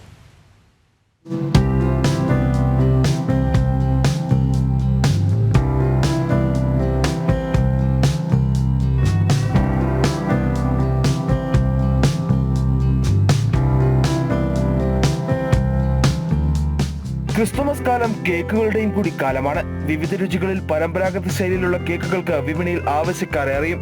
അത്തരത്തിലുള്ള രഹസ്യ കൂട്ടുകളിലൂടെയാണ് 70-ാമത്തെ വയസ്സിലും സുശീല സ്റ്റീഫന്റെ കേക്ക് നിർമ്മാണം. പഴവർഗ്ഗങ്ങളാണ് പ്രധാന ചേരുവ. അതോടൊപ്പം രഹസ്യക്കൂട്ടുകൾ കൂടി ചേർത്ത് 1 വർഷത്തോളം ഭരണിയിലടച്ച് സൂക്ഷിക്കും. ശേഷമാണ് കേക്ക് നിർമ്മാണം.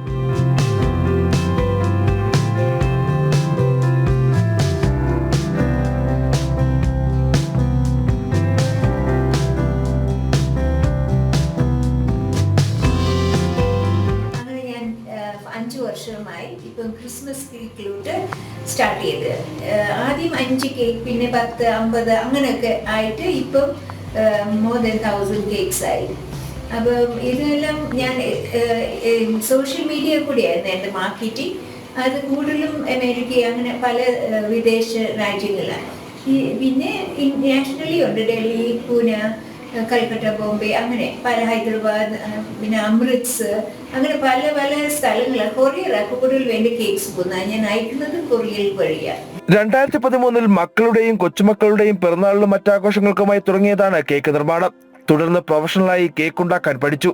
രുചി കൂട്ടാൻ പരമ്പരാഗതമായ രീതിയിൽ വിറക് ഉപയോഗിച്ചുള്ള ബോർമയിലാണ് കേക്ക് ഉണ്ടാക്കുന്നത്. സോഷ്യൽ മീഡിയയാണ് പ്രധാനപ്പെട്ട വരുമാന മാർഗം. ഈ വർഷം മാത്രം 1500-ലധികം കേക്കുകളാണ് സുശീല വിദേശത്തേക്ക് മാത്രം കയറ്റി അയച്ചത്. 1 വർഷം വരെ ഈ കേക്കുകൾ കേടുകൂടാതെ സൂക്ഷിക്കാനാകുമെന്നാണ് സുശീല പറയുന്നത്. വീട്ടമ്മമാരും കുട്ടികളും അടക്കമുള്ള ഒരു നല്ല ശിഷ്യഗണവും സുശീലയ്ക്കുണ്ട്. ജനം, ഇടുക്കി. 70-ന്റെ രുചിക്കൂട്ട് എന്ന് തന്നെ നമുക്ക് അമ്മയെ പറയാൻ കഴിയും. കൊറിയയിലേക്ക് വരെയാണ് കേക്ക് കയറ്റുമതി ചെയ്യുന്നത്. ഇതുവരെ 1500-ലധികം കേക്കുകൾ ഇത്തവണ കയറ്റി അയച്ചു. ഇനിയും എത്രത്തോളം കേക്കുകൾ ഉണ്ടാക്കാൻ ഇരിക്കുന്നു എന്നുള്ളത് പുതിയ തലമുറ ഒന്ന് ശ്രദ്ധിക്കേണ്ട ഒരു കാര്യം കൂടെയുണ്ട്. ഇത് വിറകടുപ്പിലാണ് ഉണ്ടാക്കുന്നത് കേക്ക് എന്ന് പറയുന്നത്. നമ്മളടക്കമുള്ളവർ ശ്രദ്ധിക്കേണ്ടതാണ് രജനി. പിന്നെ പ്രധാന വാർത്തകൾ ഒരിക്കൽ കൂടി പരിശോധിക്കേണ്ടതുണ്ട്. അതിന് മുൻപ് രജനി, ചില പ്രേക്ഷകർ നമ്മളോട് കുറച്ച് പരിഭവത്തിലാണ്. കാരണം അവരുടെ പ്രതികരണങ്ങളൊന്നും ഞങ്ങൾ വായിച്ചിരുന്നില്ല. പക്ഷെ ഞങ്ങളെല്ലാം വായിക്കുന്നുണ്ട്. മറ്റു വാർത്തകളുടെ തള്ളിക്കയറ്റം കാരണം ഇത് ഒച്ചത്തിൽ വായിക്കാൻ കഴിയുന്നില്ലെന്നേ ഉള്ളൂ. ശ്രീ പ്രകാശൻ വെലുക്കുട്ടി അപ്രകാരം ഞങ്ങളുടെ ഒരു ചെറിയൊരു പരിഭവം പ്രകടമാക്കിയിട്ടുണ്ട്. എന്തായാലും ആ പരിഭവത്തിന് മുമ്പ് അദ്ദേഹം എഴുതിയിരിക്കുന്നത്, ജനം TV കരുതിയിരിക്കുക, ഹിന്ദു ആചാരങ്ങൾ കാണിക്കുന്നതിനും വിലക്ക് വരാൻ സാധ്യതയുണ്ട് എന്നാണ്. ഇതൊരു അംഗീകാരമായിട്ട് കൂടി നമ്മൾ കണക്കിലാക്കുന്നു. കാരണം അതിന് മുമ്പും നിരവധി പ്രേക്ഷകർ എന്നും പറയാറുണ്ട്, ഹിന്ദുക്കൾക്ക് വേണ്ടി ശബ്ദം ഉയർത്താൻ അല്ലെങ്കിൽ ആചാര സംരക്ഷണത്തിനായി ജനം TV മാത്രമേ ഉള്ളൂ. ജനം TV എടുക്കുന്ന നിലപാടുകൾക്കൊപ്പം അല്ലെങ്കിൽ നമ്മളെ പ്രശംസിച്ചുകൊണ്ടും നമ്മൾക്ക് അഭിനന്ദനങ്ങളൊക്കെ നൽകിക്കൊണ്ടും ഒക്കെ പ്രേക്ഷകർ 10-ാം വർഷത്തിലേക്ക് കടക്കുകയാണ്. ഇതുവരെയും ഹിന്ദു ആചാരങ്ങൾക്കൊപ്പമായിരുന്നു, ഹിന്ദുക്കൾക്ക് വേണ്ടിയിട്ടുള്ള ഒരു ഉറച്ച ശബ്ദമായിരുന്നു ജനം TVയുടേത്. ഇനിയും അത് അങ്ങനെ തന്നെ തുടരും. ശരി, നമുക്കിനി തലക്കെട്ടുകളിലേക്ക് എത്താം.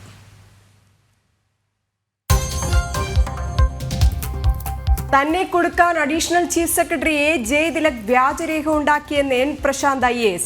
പഴയ തീയതിയിൽ 2 കത്തുകൾ വ്യാജമായി നിർമ്മിച്ചു. സെക്രട്ടറിയിലെ ഓഫീസ് രേഖകളിൽ ഇത് വ്യക്തം. പ്രശാന്തിന്റെ വെളിപ്പെടുത്തൽ ജനം TVക്ക് നൽകിയ പ്രത്യേക അഭിമുഖത്തിൽ.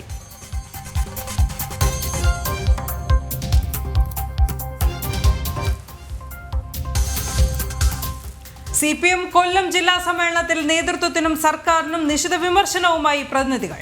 ആര്യ രാജേന്ദ്രനെ മേയറാക്കിയതിനും സന്ദീപ് വാര്യരെ സഖാവാക്കാൻ നോക്കിയതിനുമെതിരെ വിമർശനം.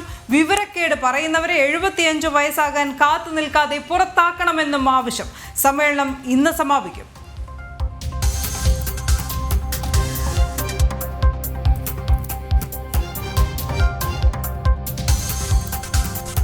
തൃപ്പൂണിത്തുറ വൃശ്ചികോത്സവവുമായി ബന്ധപ്പെട്ട ഹൈക്കോടതി നടപടി ദൗർഭാഗ്യകരമെന്ന് ഹിന്ദു ഐക്യവേദി. ആനയെഴുന്നള്ളിപ്പിൽ നിയന്ത്രണം ഏർപ്പെടുത്തിയ വിധി വിശ്വാസങ്ങൾക്ക് നേരെയുണ്ടായ കടന്നുകയറ്റമെന്നും വിമർശനം. ആചാരങ്ങൾക്ക് കോടതി കടിഞ്ഞാണിടുകയാണെന്നും സംസ്ഥാന അധ്യക്ഷൻ RV ബാബു ജനൻ ടിവിയോട്.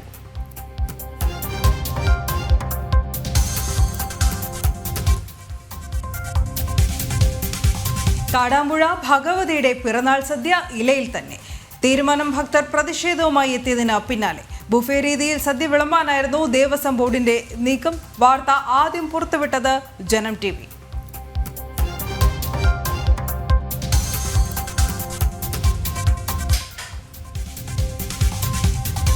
ഗുരുവായൂർ ഏകാദശി ഉദയാസ്തമന പൂജ മുടക്കിയതിന് ദേവസ്വം പ്രതിനിധികൾ ഭക്തരോട് മാപ്പ് പറയണമെന്ന് കുമ്മനം രാജശേഖരൻ. പൂജകളെല്ലാം ദേവന് വേണ്ടി, മാനേജ്മെന്റ് കമ്മിറ്റിക്ക് മാറ്റിമറിക്കാനുള്ളതല്ലെന്നും കുമ്മനം ജനം ടിവിയോട്.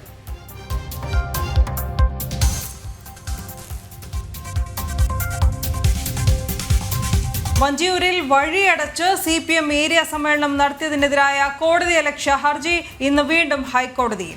ഏരിയ സെക്രട്ടറിക്കെതിരെ അടക്കം കേസെടുത്തെന്ന റിപ്പോർട്ട് പോലീസ് സമർപ്പിക്കും. നിയമലംഘനത്തിൽ സ്വീകരിച്ച നടപടികൾ സർക്കാർ വിശദീകരിക്കണം. CPM കൊല്ലം ജില്ലാ സമ്മേളനത്തിൽ സംസ്ഥാന മന്ത്രിസഭയ്ക്കെതിരെ രൂക്ഷ വിമർശനം.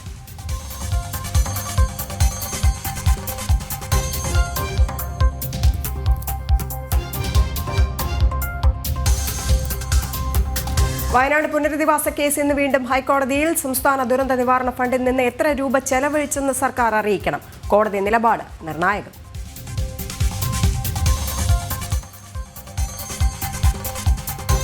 ലോക ചെസ് ചാമ്പ്യൻഷിപ്പിൽ ഇന്ന് കലാശപ്പോര്. D ഗുകേഷും Ding ലിറനും ഒപ്പത്തിനൊപ്പം. അവസാന മത്സരം ഇന്ന്. മത്സരം സമനിലയായാൽ നാളെ ടൈ ബ്രേക്കർ.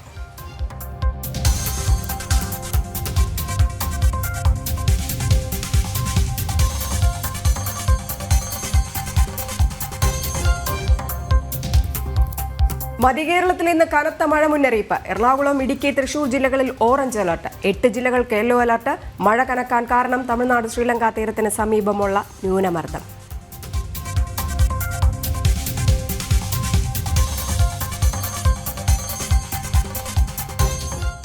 നമ്മൾ തലക്കെട്ടുകളിൽ ആദ്യം കണ്ടതുപോലെ ഏറ്റവും പ്രധാനപ്പെട്ട മറ്റൊരു വാർത്തയിലേക്ക് കൂടി കടക്കുകയാണ്.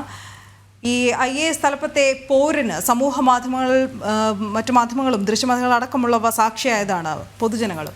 ഇനി അതിന്മേൽ N പ്രശാന്ത് IASന് എന്ത് പറയാനുണ്ട്, എന്താണ് അതിലെ സത്യം എന്നുള്ളൊരു കാര്യം ജനം TV തന്നെ ഇപ്പോൾ പുറത്തുവിടുന്നതാണ്. അദ്ദേഹത്തിന്റെ അഭിമുഖത്തിന്റെ വിശദാംശങ്ങളാണ് ഇതിലുള്ളത്. തന്നെ കൊടുക്കാൻ additional chief secretary A Jayathilak വ്യാജരേഖയുണ്ടാക്കിയെന്നാണ് അദ്ദേഹം പറയുന്നത്. പഴയ തീയതിയിൽ 2 കത്തുകൾ വ്യാജമായി നിർമ്മിച്ചു. സെക്രട്ടേറിയറ്റിലെ ഈ ഓഫീസ് രേഖകളിൽ ഇത് വ്യക്തവുമാണ്. മാധ്യമങ്ങളിൽ തനിക്കെതിരെ വന്ന രേഖകൾ ജയതിലകിന്റെ ഓഫീസിൽ നിന്ന് നൽകിയതാണ്. താൻ അറിയാതെ തന്റെ ഈ ഓഫീസ് ID-യിൽ നിന്ന് ചില ഫയലുകൾ നീക്കം ചെയ്തു എന്നാണ് പ്രശാന്തിന്റെ ഗുരുതര ആരോപണം. ജനം TVക്ക് നൽകിയ പ്രത്യേക അഭിമുഖത്തിലാണ് പ്രശാന്തിന്റെ വെളിപ്പെടുത്തൽ. 5-ാം മാസം മിനിസ്റ്ററുടെ ഓഫീസിൽ നിന്ന് എല്ലാ ഡോക്യുമെന്റും അതിനകത്ത് എഴുതിയിരിക്കുന്ന all files and documents in the possession of the former CEO has been received എന്ന് വെച്ചാൽ എൻ്റെ കൈവശം ഉണ്ടായിരുന്ന എല്ലാം എന്ന് തന്നെ പറയുന്നെങ്കിൽ അത് മിനിസ്റ്ററുടെ ഓഫീസിൽ കിട്ടി. മിനിസ്റ്റർ അത് ഡോക്ടർ ജയതിലകിന് കൈമാറുകയും ചെയ്തു എന്ന് വ്യക്തമായി പറഞ്ഞിട്ടുള്ള ഡോക്യുമെന്റ് 5-ാം മാസത്തിലുണ്ട് കേട്ടോ. 6-ാം മാസം ഇല്ല എന്ന് പറഞ്ഞൊരു കത്ത് കൊടുക്കുന്നു. 7-ാം മാസം ഒരു കത്ത് കൊടുക്കുന്നു. ഈ 2 കത്തിന്റെ അടിസ്ഥാനത്തിൽ ഡോക്ടർ ജയതിലക് ഒരു റിപ്പോർട്ട് ഉണ്ടായി തന്നു. ആ റിപ്പോർട്ട് എന്നിട്ട് കൃത്യമായിട്ട് ഒരു പത്രത്തിൽ അച്ചടിച്ച് വരുന്നു, വാർത്തയാവുന്നു. നമ്മൾ വിചാരിക്കും എല്ലാം കൊള്ളാമല്ലോ. പക്ഷെ നിങ്ങൾ നോക്കണ്ടെന്ന് ഇതെല്ലാം ഞാൻ പറയേണ്ടി വരുന്നല്ലോ എന്നുള്ളതാണ്. ഈ ഓഫീസ് സംവിധാനം ഉണ്ടല്ലോ ഇവിടെ, ഈ ഓഫീസ് തുറന്ന് ചുമ്മാ നോക്കിയാൽ മതി. ഇത് ഏറ്റവും രസകരം എന്താണെന്ന് വെച്ചാൽ ഈ ഇങ്ങനൊരു നെറേറ്റീവ് ഉണ്ടാക്കുന്നതിൻ്റെ ഭാഗമായിട്ട് ഡോക്ടർ ജയതിലക് തന്നെ ഈ ഫയൽ ഡൗൺലോഡ് ചെയ്തു. എന്നിട്ട് അദ്ദേഹം തന്നെ കുറേ മാധ്യമങ്ങൾക്ക് റിലീസ് ചെയ്ത് കൊടുത്തു. ഈ ഓഫീസ് ഡൗൺലോഡ് ചെയ്ത് ആരാ ഡൗൺലോഡ് ചെയ്തവന് അതിൻ്റെ താഴത്തല വരും. അപ്പോൾ ഡോക്ടർ ജയതിലകൻ്റെ ഓഫീസിൽ ഡൗൺലോഡ് ചെയ്ത് വളരെ വ്യക്തമായിട്ട് അതിനകത്ത് പറയുന്നുണ്ട്. അപ്പോൾ ഇദ്ദേഹം സർക്കുലേറ്റ് ചെയ്തതാണ് എനിക്കെതിരെ എന്തോ വലിയ സംഭവം എന്നുള്ളത്. പക്ഷേ അദ്ദേഹം ശ്രദ്ധിക്കാതെ പോയി, അല്ലെങ്കിൽ അദ്ദേഹത്തിന് ഒരുപക്ഷെ ടെക്നോളജി അറിയാത്തതുകൊണ്ടായിരിക്കും. ആ ഓഫീസിനകത്ത് തന്നെ നോക്കിയാൽ ഈ 6-ാം മാസവും 7-ാം മാസവും കിട്ടിയെന്ന് പറഞ്ഞ 2 കത്തുകൾ, ഡോക്ടർ ഈ ഗോപാലകൃഷ്ണൻ കൊടുത്ത കത്തുകൾ, 2 പ്രത്യേകത ഉണ്ടായിരുന്നു. ആ കത്തിലും ഫയൽ നമ്പർ ഇല്ല, ആ കത്തിന് ലെറ്റർ നമ്പർ ഇല്ല, ലെറ്റർ ഹെഡിലല്ല. ഇദ്ദേഹം SC ഡയറക്ടർ എന്ന് പറഞ്ഞ് കൊടുത്തതായിട്ടാണ് ഈ 2 കത്തുകളും കാണുന്നത്. ഇത് അത്ര നിഷ്കളങ്കമല്ലായിരുന്നു. എങ്ങനെയാണ് 2 IAS ഉദ്യോഗസ്ഥർക്ക് ഇതിന് ധൈര്യം വരിക? മറ്റൊരു IAS ഓഫീസർക്കെതിരെ ഫേക്ക് ആയിട്ടുള്ളൊരു 2 ഫേക്ക് ഡോക്യുമെന്റ്സ് ഇതിനകത്ത് ഇൻവോൾവ് ആണ്. 6-ാം മാസവും 7-ാം മാസവും 2 ഫേക്ക് ആയിട്ടുള്ള, എന്ന് മാത്രമല്ല ഇതിൽ ഡോക്ടർ ജയതിലേക്ക് തെറ്റായ ഒരു ഫേക്ക് ആയിട്ടുള്ള ഡേറ്റ് പോലും ഇനീഷ്യൽ ചെയ്തിട്ടുണ്ട് അതിന് സൈഡിൽ. അതായത് അന്നേ ഡേറ്റിൽ കിട്ടി എന്ന് കാണിക്കാൻ വേണ്ടി. പക്ഷേ ഈ പറഞ്ഞുകൊണ്ട് ദൈവത്തിൻ്റെ കണ്ണ് ഈ ഓഫീസിലുണ്ട്. ഈ ഓഫീസിൽ കൃത്യമായിട്ട് അദ്ദേഹത്തിൻ്റെ ഓഫീസിൽ നിന്നാണ് അത് സ്കാൻ ചെയ്ത് കയറ്റിയിരിക്കുന്നത്. അത്ര പോലും വ്യക്തത ആ സിസ്റ്റത്തിനകത്തുണ്ട്. ഇനി ഇത് മാത്രമല്ല കേട്ടോ, കുമാർ ചേരുകയാണ് വിവരങ്ങളുമായി. നിഖിൽ, ഇങ്ങനെ ഒരു ഉദ്യോഗസ്ഥന്റെ രേഖകളിൽ കൃത്രിമത്വം വരുത്താൻ, അതും ഈ ഓഫീസ് രേഖകളിൽ കൃത്രിമത്വം വരുത്താനുള്ള ശ്രമങ്ങൾ, അതിൽ ഈ മറുവാദം ഉന്നയിക്കുകയാണല്ലോ എൻ പ്രശാന്ത്. എന്തൊക്കെയാണ് അദ്ദേഹം പറയുന്നത്? ആദ്യം ഈ പറഞ്ഞതുപോലെ തന്നെയാണ്. അതായത് ജയതിലക് തനിക്കെതിരെ മനഃപൂർവ്വമായി വ്യാജരേഖ ചമയ്ക്കുകയായിരുന്നു എന്നാണ് എൻ പ്രശാന്ത് പറഞ്ഞു വെക്കുന്നത്. അതിന് കൃത്യമായി അദ്ദേഹം കാര്യങ്ങളടക്കം വിശദീകരിക്കുന്നുമുണ്ട്. അതായത് താൻ ഉന്നതിയുമായി ബന്ധപ്പെട്ട ചില രേഖകളാണ് പ്രശാന്തിനെതിരെ ആദ്യമായി ഒരു ആരോപണം ഉയർന്നതും ഈ പ്രശ്നങ്ങൾക്കൊക്കെ തുടക്കം കുറിക്കുന്നത് ഉന്നതിയുമായി ബന്ധപ്പെട്ട ചില രേഖകൾ കാണാനില്ല. അദ്ദേഹം അവിടെ നിന്ന്, അതായത് SC വകുപ്പിൽ നിന്ന് പോയതിനു ശേഷം ഈ രേഖകൾ മടക്കി കൊടുത്തിട്ടില്ല എന്ന് പറഞ്ഞാണ് ശരിക്കും അക്ഷരാർത്ഥത്തിൽ ഈ വിവാദങ്ങൾ അല്ലെങ്കിൽ ഈ ഒരു പ്രശ്നങ്ങളൊക്കെ തുടങ്ങുന്നത് അവിടെ നിന്നാണ്. എന്നാൽ അതിന് കൃത്യമായ ഒരു മറുപടി തന്നെ പ്രശാന്ത് നൽകുന്നുണ്ട്. അതായത് ഉന്നതിയുമായി ബന്ധപ്പെട്ട രേഖകളൊക്കെ താൻ കൃത്യമായി മടക്കി നൽകിയിട്ടുണ്ട്, അതിന് സർക്കാർ രേഖകളുണ്ട് എന്ന് പ്രശാന്ത് തന്നെ പറയുന്നുണ്ട്. അതിന് പ്രശാന്ത് ഒരു രേഖയും പറയുന്നുണ്ട്. അതായത് 5-ാം മാസം 14 2024 5-ാം മാസം 14-ാം തീയതി അഡീഷണൽ ചീഫ് സെക്രട്ടറിക്ക് വേണ്ടി അഡീഷണൽ സെക്രട്ടറി ശ്രീജ PS നൽകിയൊരു കത്ത് ഉണ്ട്. ആ കത്തിൽ കൃത്യമായി പറയുന്നുണ്ട് അദ്ദേഹം എൻ പ്രശാന്ത് മുഴുവൻ രേഖകളും അദ്ദേഹവുമായി ബന്ധപ്പെട്ട മുഴുവൻ കാര്യങ്ങളും, അതായത് ഫോർമർ CEO എല്ലാ രേഖകളും ആവശ്യമുള്ള എല്ലാ ഫയലുകളും ഹാൻഡ് ഓവർ ചെയ്തതിന് ശേഷമാണ് ഇവിടുന്ന് റിലീവ് ചെയ്തത് എന്നുള്ളത് കൃത്യമായൊരു രേഖ തന്നെ സർക്കാർ ഈ നേരത്തെ പ്രശാന്ത് പറഞ്ഞ പോലെ ഈ ഓഫീസ് രേഖകളിൽ അത് വളരെ വ്യക്തമായി തന്നെ പറയുന്നുണ്ട്. പിന്നീട് അദ്ദേഹം പറയുന്നത് തന്നെ കൊടുക്കുന്നതിന് വേണ്ടി മനഃപൂർവ്വമായി തന്നെ ഈ വ്യാജരേഖകൾ ചമയ്ക്കുകയായിരുന്നു എന്നുള്ളതാണ്. അതായത് ലെറ്റർ ഹെഡോ കൃത്യമായി ഫയൽ നമ്പറോ ഇല്ലാത്ത കത്തുകൾ തനിക്കെതിരെ, അതും 6-ാം മാസത്തിലും 7-ാം മാസത്തിലും ആ ഒരു കത്തുകൾ ഉണ്ടാക്കുന്നു. ആ കത്തുകൾക്ക് കൃത്യമായ ഫയൽ നമ്പറോ ലെറ്റർ ഹെഡോ ഇല്ലാതെയാണ് ഈ കത്തുകൾ 2ഉം ഉണ്ടാക്കിയത് എന്ന് പ്രശാന്ത് പറഞ്ഞു വെക്കുന്നുണ്ട്. അതോടൊപ്പം തന്നെ ഈ 2 കത്തുകളും ഈ ഓഫീസിൽ, അതായത് തനിക്കെതിരെ വന്ന അന്വേഷണത്തിൽ ആ ഒരു ഇതിൽ താൻ ഫയലുകൾ അല്ലെങ്കിൽ കൃത്യമായി ഫയലുകൾ മടക്കി നൽകിയില്ല എന്നുള്ള ആ ഒരു പരാതിയിൽ ഈ 2 കത്തുകളും അപ്ലോഡ് ചെയ്യുന്നത് 8-ാം മാസം 1-ാം തീയതിയാണ്. അതായത് ഈ പ്രശ്നങ്ങളൊക്കെ തുടങ്ങുന്ന സമയത്ത് തന്നെയാണ് ഈ കത്തുകൾ അപ്ലോഡ് ചെയ്യുന്നത് എന്നുള്ളതാണ്. അതിൽ തന്നെ മറ്റൊരു കാര്യം എടുത്തു പറയേണ്ടത്, ഈ രേഖകളിൽ തന്നെ ബാക്ക് ഡേറ്റ് ഇട്ട്, അതായത് പഴയ തീയതിയിലേക്ക് ഇടപെടുകയാണ്. നിഖിലിലേക്ക് മടങ്ങിയെത്താം. കാരണം ശബരിമലയിൽ നിന്നുള്ള ഒരു തത്സമയ ദൃശ്യത്തിലേക്ക് വേഗത്തിൽ പോകേണ്ടതുണ്ട്. പതിവ് പോലെ തന്നെ അയ്യനെ കാണാൻ ഡ്രമ്മർ ശിവമണി എത്തിയിട്ടുണ്ട്. അദ്ദേഹത്തിന് മുമ്പിൽ സംഗീതാർച്ചനയുമായി എത്തിയിരിക്കുകയാണ് തത്സമയം.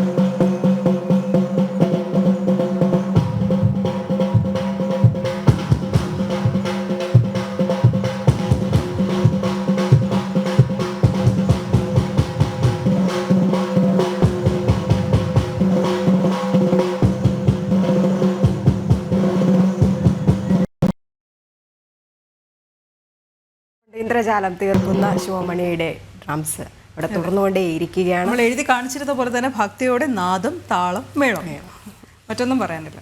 നമുക്ക് മറ്റു വാർത്തകളിലേക്ക് കൂടി എത്തിയാലോ. ബംഗ്ലാദേശിൽ ഹിന്ദുക്കൾക്കെതിരായ അതിക്രമത്തിൽ മുഹമ്മദ് യൂനിസ് സർക്കാരിനെതിരെ ആഞ്ഞടിച്ച RSS.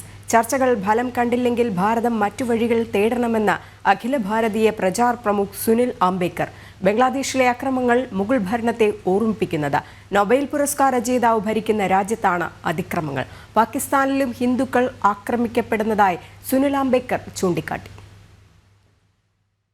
दुनिया में शांति फैलाने के लिए जिनको ये पुरस्कार दिया जाता है ऐसे वो है, लेकिन आज ही हमारे भारत में जो नोबेल पुरस्कार जिनको शांति का दिया गया, कैलाश सत्यार्थी जी, उन्होंने भी एक वक्तव्य दिया है और उन्होंने अपने शांति पुरस्कार वाले यूनुस भाई को बताया कि भाई शांति पुरस्कार तुमने भी लिया, मैंने भी लिया, लेकिन तुम क्या कर रहे हो?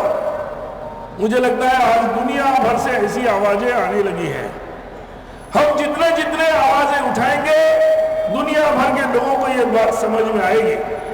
क्योंकि आपको एक बात मैं बताना चाहता हूं, जिस दिन यूनुस जी ने शपथ ली उस दिन दुनिया भर के 92 नोबेल पुरस्कार वालों ने उनको तुरंत बधाई दी, जैसे कि वो प्रतीक्षा कर रहे थे कि अराजक होगा, हिंदुओं पर अत्याचार होगा और उसके बाद हमारे यूनुस भाई आएंगे. और वो तैयारी बैठे थे, तुरंत आया. और बड़े बड़े विश्व के नेता ऐसे 197 इतने नेताओं ने उनको तुरंत सपोर्ट किया है, उनको बधाई दी है. मैं उन लोगों को भी बताना चाहता हूं, इतनी जल्दी मत करो बधाई देने में, क्योंकि जो हिंदुओं के साथ अत्याचार करेगा, जो हिंदुओं के साथ अन्याय करेगा, उसका वो इसको हम सहन नहीं कर सकते, इसको सहन नहीं किया जा सकता. और इसीलिए ये आक्रोश, ये गुस्सा दिखाना जरूरी है. ये एक दिन दिखाने से नहीं होगा, ये धारा चलनी चाहिए, परिणाम होगा, निश्चित होगा. अब इस भारत के आवाज को कोई दबा नहीं सकता, कोई अनसुना नहीं कर सकता, हर एक को सुनना पड़ेगा. ഗൗതം അനന്തനാരായണനോട് ഡൽഹിയിൽ നിന്നും. ഗൗതം, നമസ്തേ, ഗുഡ് മോർണിംഗ്. ഈ ബംഗ്ലാദേശിലെ ഹിന്ദുവേട്ടയിൽ ആദ്യം ഇടപെട്ടതും ഭാരതമാണ്. ഇന്ത്യൻ വിദേശകാര്യ സെക്രട്ടറി വിക്രം മിശ്രി സന്ദർശിച്ചിട്ടുണ്ടായിരുന്നു ബംഗ്ലാദേശിൽ. അവിടുത്തെ ഇടക്കാല സർക്കാരുമായിട്ട് കൂടിക്കാഴ്ച നടത്തിയിട്ടുണ്ടായിരുന്നു. ആ ചർച്ചകൾ ഫലപ്രദമായില്ല എന്നുണ്ടെങ്കിൽ ഭാരതം മറ്റു വഴികൾ തേടും എന്നുള്ളൊരു കാര്യം തന്നെയല്ലേ ഇപ്പോൾ അഖില ഭാരതീയ പ്രചാർ പ്രമുഖ് സുനിൽ അംബേദ്കർ വ്യക്തമാക്കിയിരിക്കുന്നത്.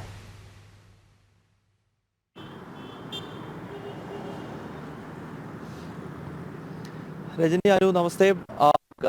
വൈകുന്നേരം നാഗ്പൂർ നഗരത്തിൽ തന്നെ വലിയൊരു ബംഗ്ലാദേശിൽ നടന്നുകൊണ്ടിരിക്കുന്ന ഹിന്ദു നടത്തിയ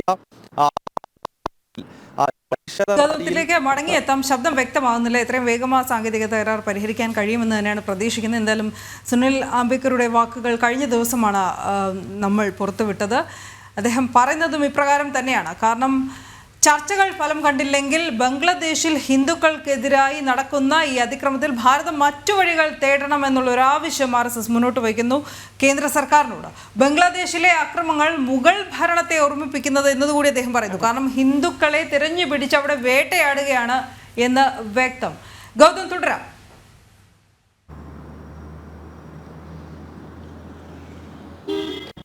അനു, ഈ സമ്മേളനത്തിൽ സംസാരിക്കുമ്പോഴാണ് RSS അഖില ഭാരതീയ പ്രചാർ പ്രമുഖ് സുനിൽ അംബേദ്കർ ബംഗ്ലാദേശ് വിഷയത്തിൽ കൂടുതൽ അടുത്ത നിലപാടിലേക്ക് ഭാരതം പോകുമെന്ന സന്ദേശം നൽകിയത്. അദ്ദേഹം ചൂണ്ടിക്കാണിച്ചത് ചർച്ചയിലൂടെ പ്രശ്നം പരിഹരിക്കണമെന്നത് തന്നെയാണ് RSSന്റെ ആഗ്രഹം. പക്ഷേ ഈ ചർച്ച എത്ര നാൾ നമുക്ക് മുന്നോട്ട് കൊണ്ടുപോകാൻ സാധിക്കുമെന്നുള്ളതാണ്. കാരണം കഴിഞ്ഞ നവംബർ മാസം 30-ാം തീയതി, അതായത് ഏതാണ്ട് 2 ആഴ്ച മുൻപ് RSSന്റെ സർക്കാർ വിഭാഗ് ദത്താത്രേയ ഹൊസബളെ അദ്ദേഹം പ്രസ്താവനയിലൂടെ ബംഗ്ലാദേശിൽ നടന്നുകൊണ്ടിരിക്കുന്ന ഹിന്ദു വംശഹത്യ അത് കൃത്യമായി തന്നെ അവസാനിപ്പിക്കണം എന്ന ആവശ്യം മുന്നോട്ട് വെച്ചിരുന്നു. മാത്രമല്ല ഹൈന്ദവ സന്യാസിമാരെ ജയിലിൽ അടച്ചിട്ടുണ്ടെങ്കിൽ അവരെ പുറത്തുവിടണം എന്നത് സംബന്ധിച്ചുള്ള ആവശ്യമാണ് RSS മുന്നോട്ട് വെച്ചത്. അതിനുശേഷവും ബംഗ്ലാദേശിൽ സംഘർഷങ്ങൾ തുടരുന്നു, ക്ഷേത്രങ്ങൾ ആക്രമിക്കപ്പെടുന്നുണ്ട്. ഈ ഒരു സാഹചര്യത്തിൽ ഭാരതം മറ്റു മാർഗങ്ങൾ തേടേണ്ടത് അനിവാര്യമാണ് എന്ന കൃത്യമായ സന്ദേശം നാഗ്പൂർ ന്യൂഡൽഹിയെ ഓർമ്മപ്പെടുത്തുകയാണ്. കാരണം ജമ്മു കാശ്മീരിൻ്റെ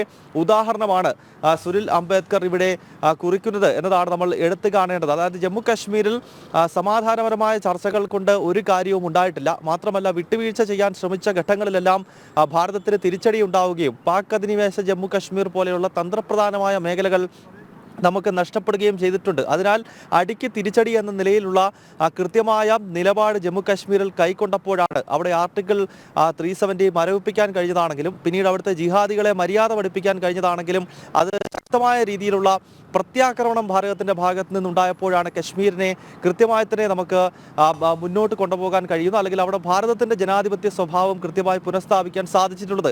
അതിനാൽ ജമ്മു കാശ്മീർ മാതൃകയിലുള്ള നയം അത് രൂപീകരിക്കണമെങ്കിൽ അല്ലെങ്കിൽ അത്തരം നയത്തിലേക്ക് ഭാരതം പോകേണ്ട സമയമാകുന്നു എന്ന കൃത്യമായ ഓർമ്മപ്പെടുത്തൽ RSSന്റെ ഭാഗത്ത് നിന്ന് ഉണ്ടാകുന്നു എന്ന് പറയുമ്പോൾ സ്വാഭാവികമായും ബംഗ്ലാദേശിൽ നടന്നുകൊണ്ടിരിക്കുന്ന സംഭവത്തെ വളരെ ഗൗരവമായി രാഷ്ട്രീയ സ്വയംസേവക സംഘം നോക്കിക്കാണുന്നു എന്നുള്ളതാണ്. കാരണം അദ്ദേഹം പറഞ്ഞത് ബംഗ്ലാദേശിൽ മാത്രമല്ല ഇത് സംഭവിക്കുന്നത്, മറിച്ച് പാകിസ്ഥാനിലുമുണ്ട്.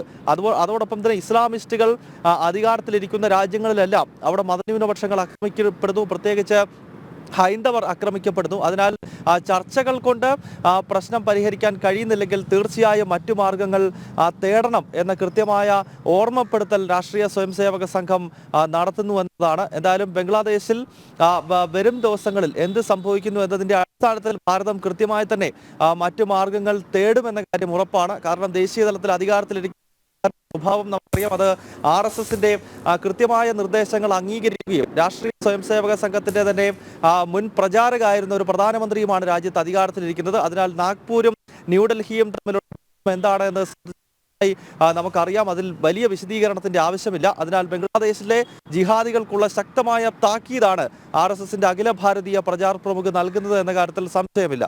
രജനി.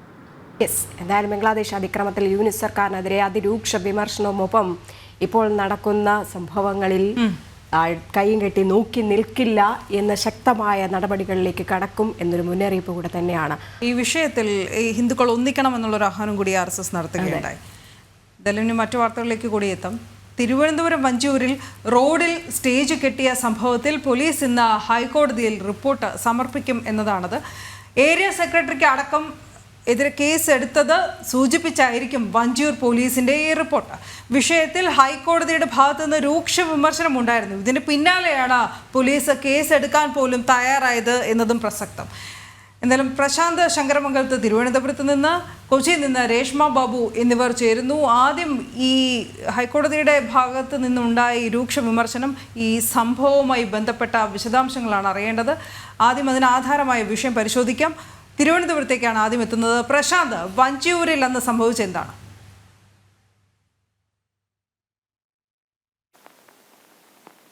പാളയം ഏരിയ സമ്മേളനത്തിന്റെ ഭാഗമായിട്ടാണ് വഞ്ചിയൂരിൽ റോഡ് കയ്യേറി സ്റ്റേജ് നിർമ്മിച്ചത് CPM. ഈ സ്റ്റേജ് നിർമ്മിച്ചത് വഞ്ചിയൂർ പോലീസ് സ്റ്റേഷനും അതുപോലെ തന്നെ കോടതിക്കും മുൻവശത്തായിട്ടായിരുന്നു. അതും ഈ പോലീസ് സ്റ്റേഷന് തൊട്ട് മുൻവശത്തായിട്ടായിരുന്നു ഈ സ്റ്റേജ് നിർമ്മിച്ചത്. ജനം അതോടുകൂടി വലിയ വാഹന തിരക്ക് അവിടെ രൂപപ്പെടുന്ന സാഹചര്യമുണ്ടായിരുന്നു. ജനങ്ങളെല്ലാം പ്രതിഷേധിക്കുന്ന സാഹചര്യമുണ്ടായിരുന്നു.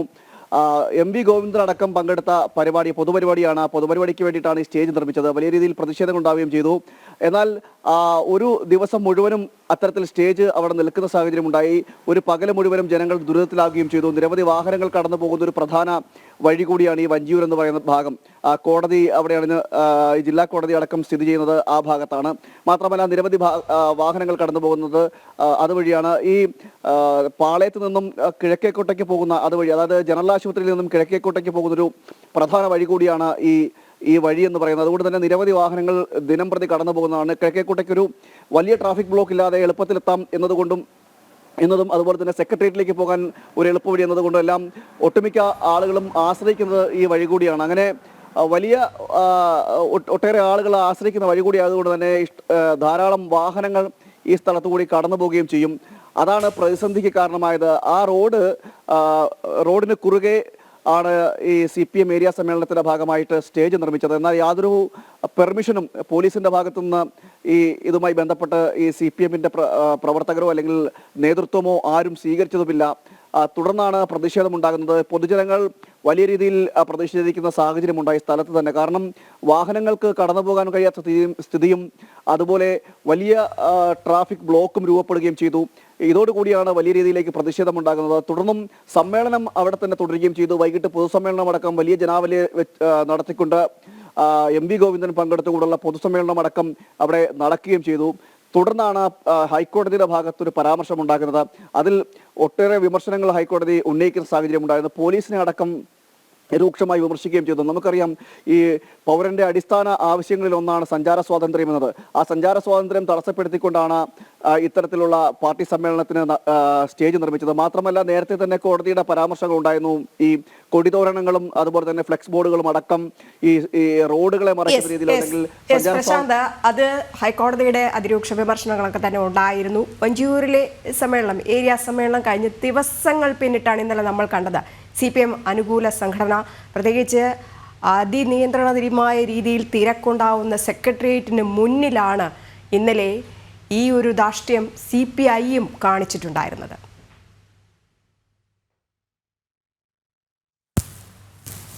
ഒരു സംഭവം, അതായത് ഈ വഞ്ചിയൂരിൽ സ്റ്റേജ് നിർമ്മിച്ചതുമായി ബന്ധപ്പെട്ട വിവാദങ്ങളൊന്നും കെട്ടടങ്ങുന്നതിന് മുമ്പ്, അതായത് അതിൽ വിരോധാഭാസം എന്ന് പറയുന്നത് ഇതുമായി ബന്ധപ്പെട്ട കേസുകളടക്കം എടുക്കുന്ന സമയത്താണ് വഞ്ചിയൂർ ഏരിയ സെക്രട്ടറിയായ വഞ്ചൂർ ബാബുവിന് പാളയം ഏരിയ സെക്രട്ടറിയായ വഞ്ചു ബാബുവിനെതിരെ കേസടക്കം എടുക്കുന്ന സമയത്താണ് CPIയുടെ ഭാഗത്തു നിന്ന് അത്തരത്തിലൊരു നടപടി കൂടി ഉണ്ടായത്. CPI ഇടതുപക്ഷ മുന്നണിയിലെ ഒരു പ്രധാന ഘടകകക്ഷിയാണ് CPI. ആ CPIയുടെ സർവീസസ് സംഘടനയുടെ ഭാഗത്തു നിന്നാണ് ജോയിന്റ് കൗൺസിലിന്റെ ഒരു സത്യാഗ്രഹം, 36 മണിക്കൂർ നീണ്ടു നിൽക്കുന്ന ഒരു സത്യാഗ്രഹം ഇന്നലെ സെക്രട്ടേറിയറ്റിന് മുന്നിലുണ്ടായിരുന്നു.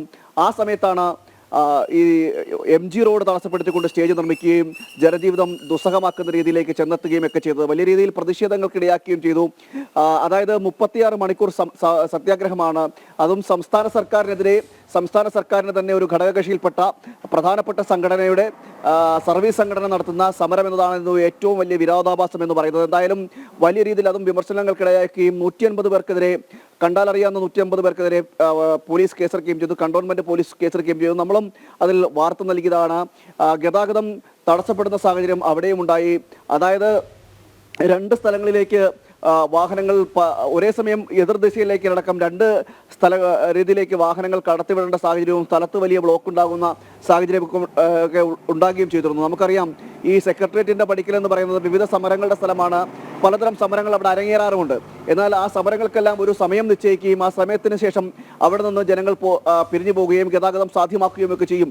എന്നാൽ ഇവിടെ സംഭവിച്ചത് 36 മണിക്കൂർ സത്യാഗ്രഹമാണ് ഈ ജോയിന്റ് കൗൺസിലിന്റെ ഭാഗത്തു നിന്ന് ഉണ്ടായത്. എന്നാൽ ഈ സ്റ്റേജ് നിർമ്മിക്കുന്നതിനോ അല്ലെങ്കിൽ അതുമായി ബന്ധപ്പെട്ട കാര്യങ്ങൾക്കോ പോലീസിൻ്റെതായിട്ടുള്ള പെർമിഷൻ ഇവരെടുത്തതുമില്ല. പോലീസ് അനുമതി നിഷേധിച്ചു എന്ന് ജോയിന്റ് കൗൺസിലിന്റെ സംസ്ഥാന നേതാക്കളടക്കം നമ്മളോട് പറയുകയും ചെയ്തു.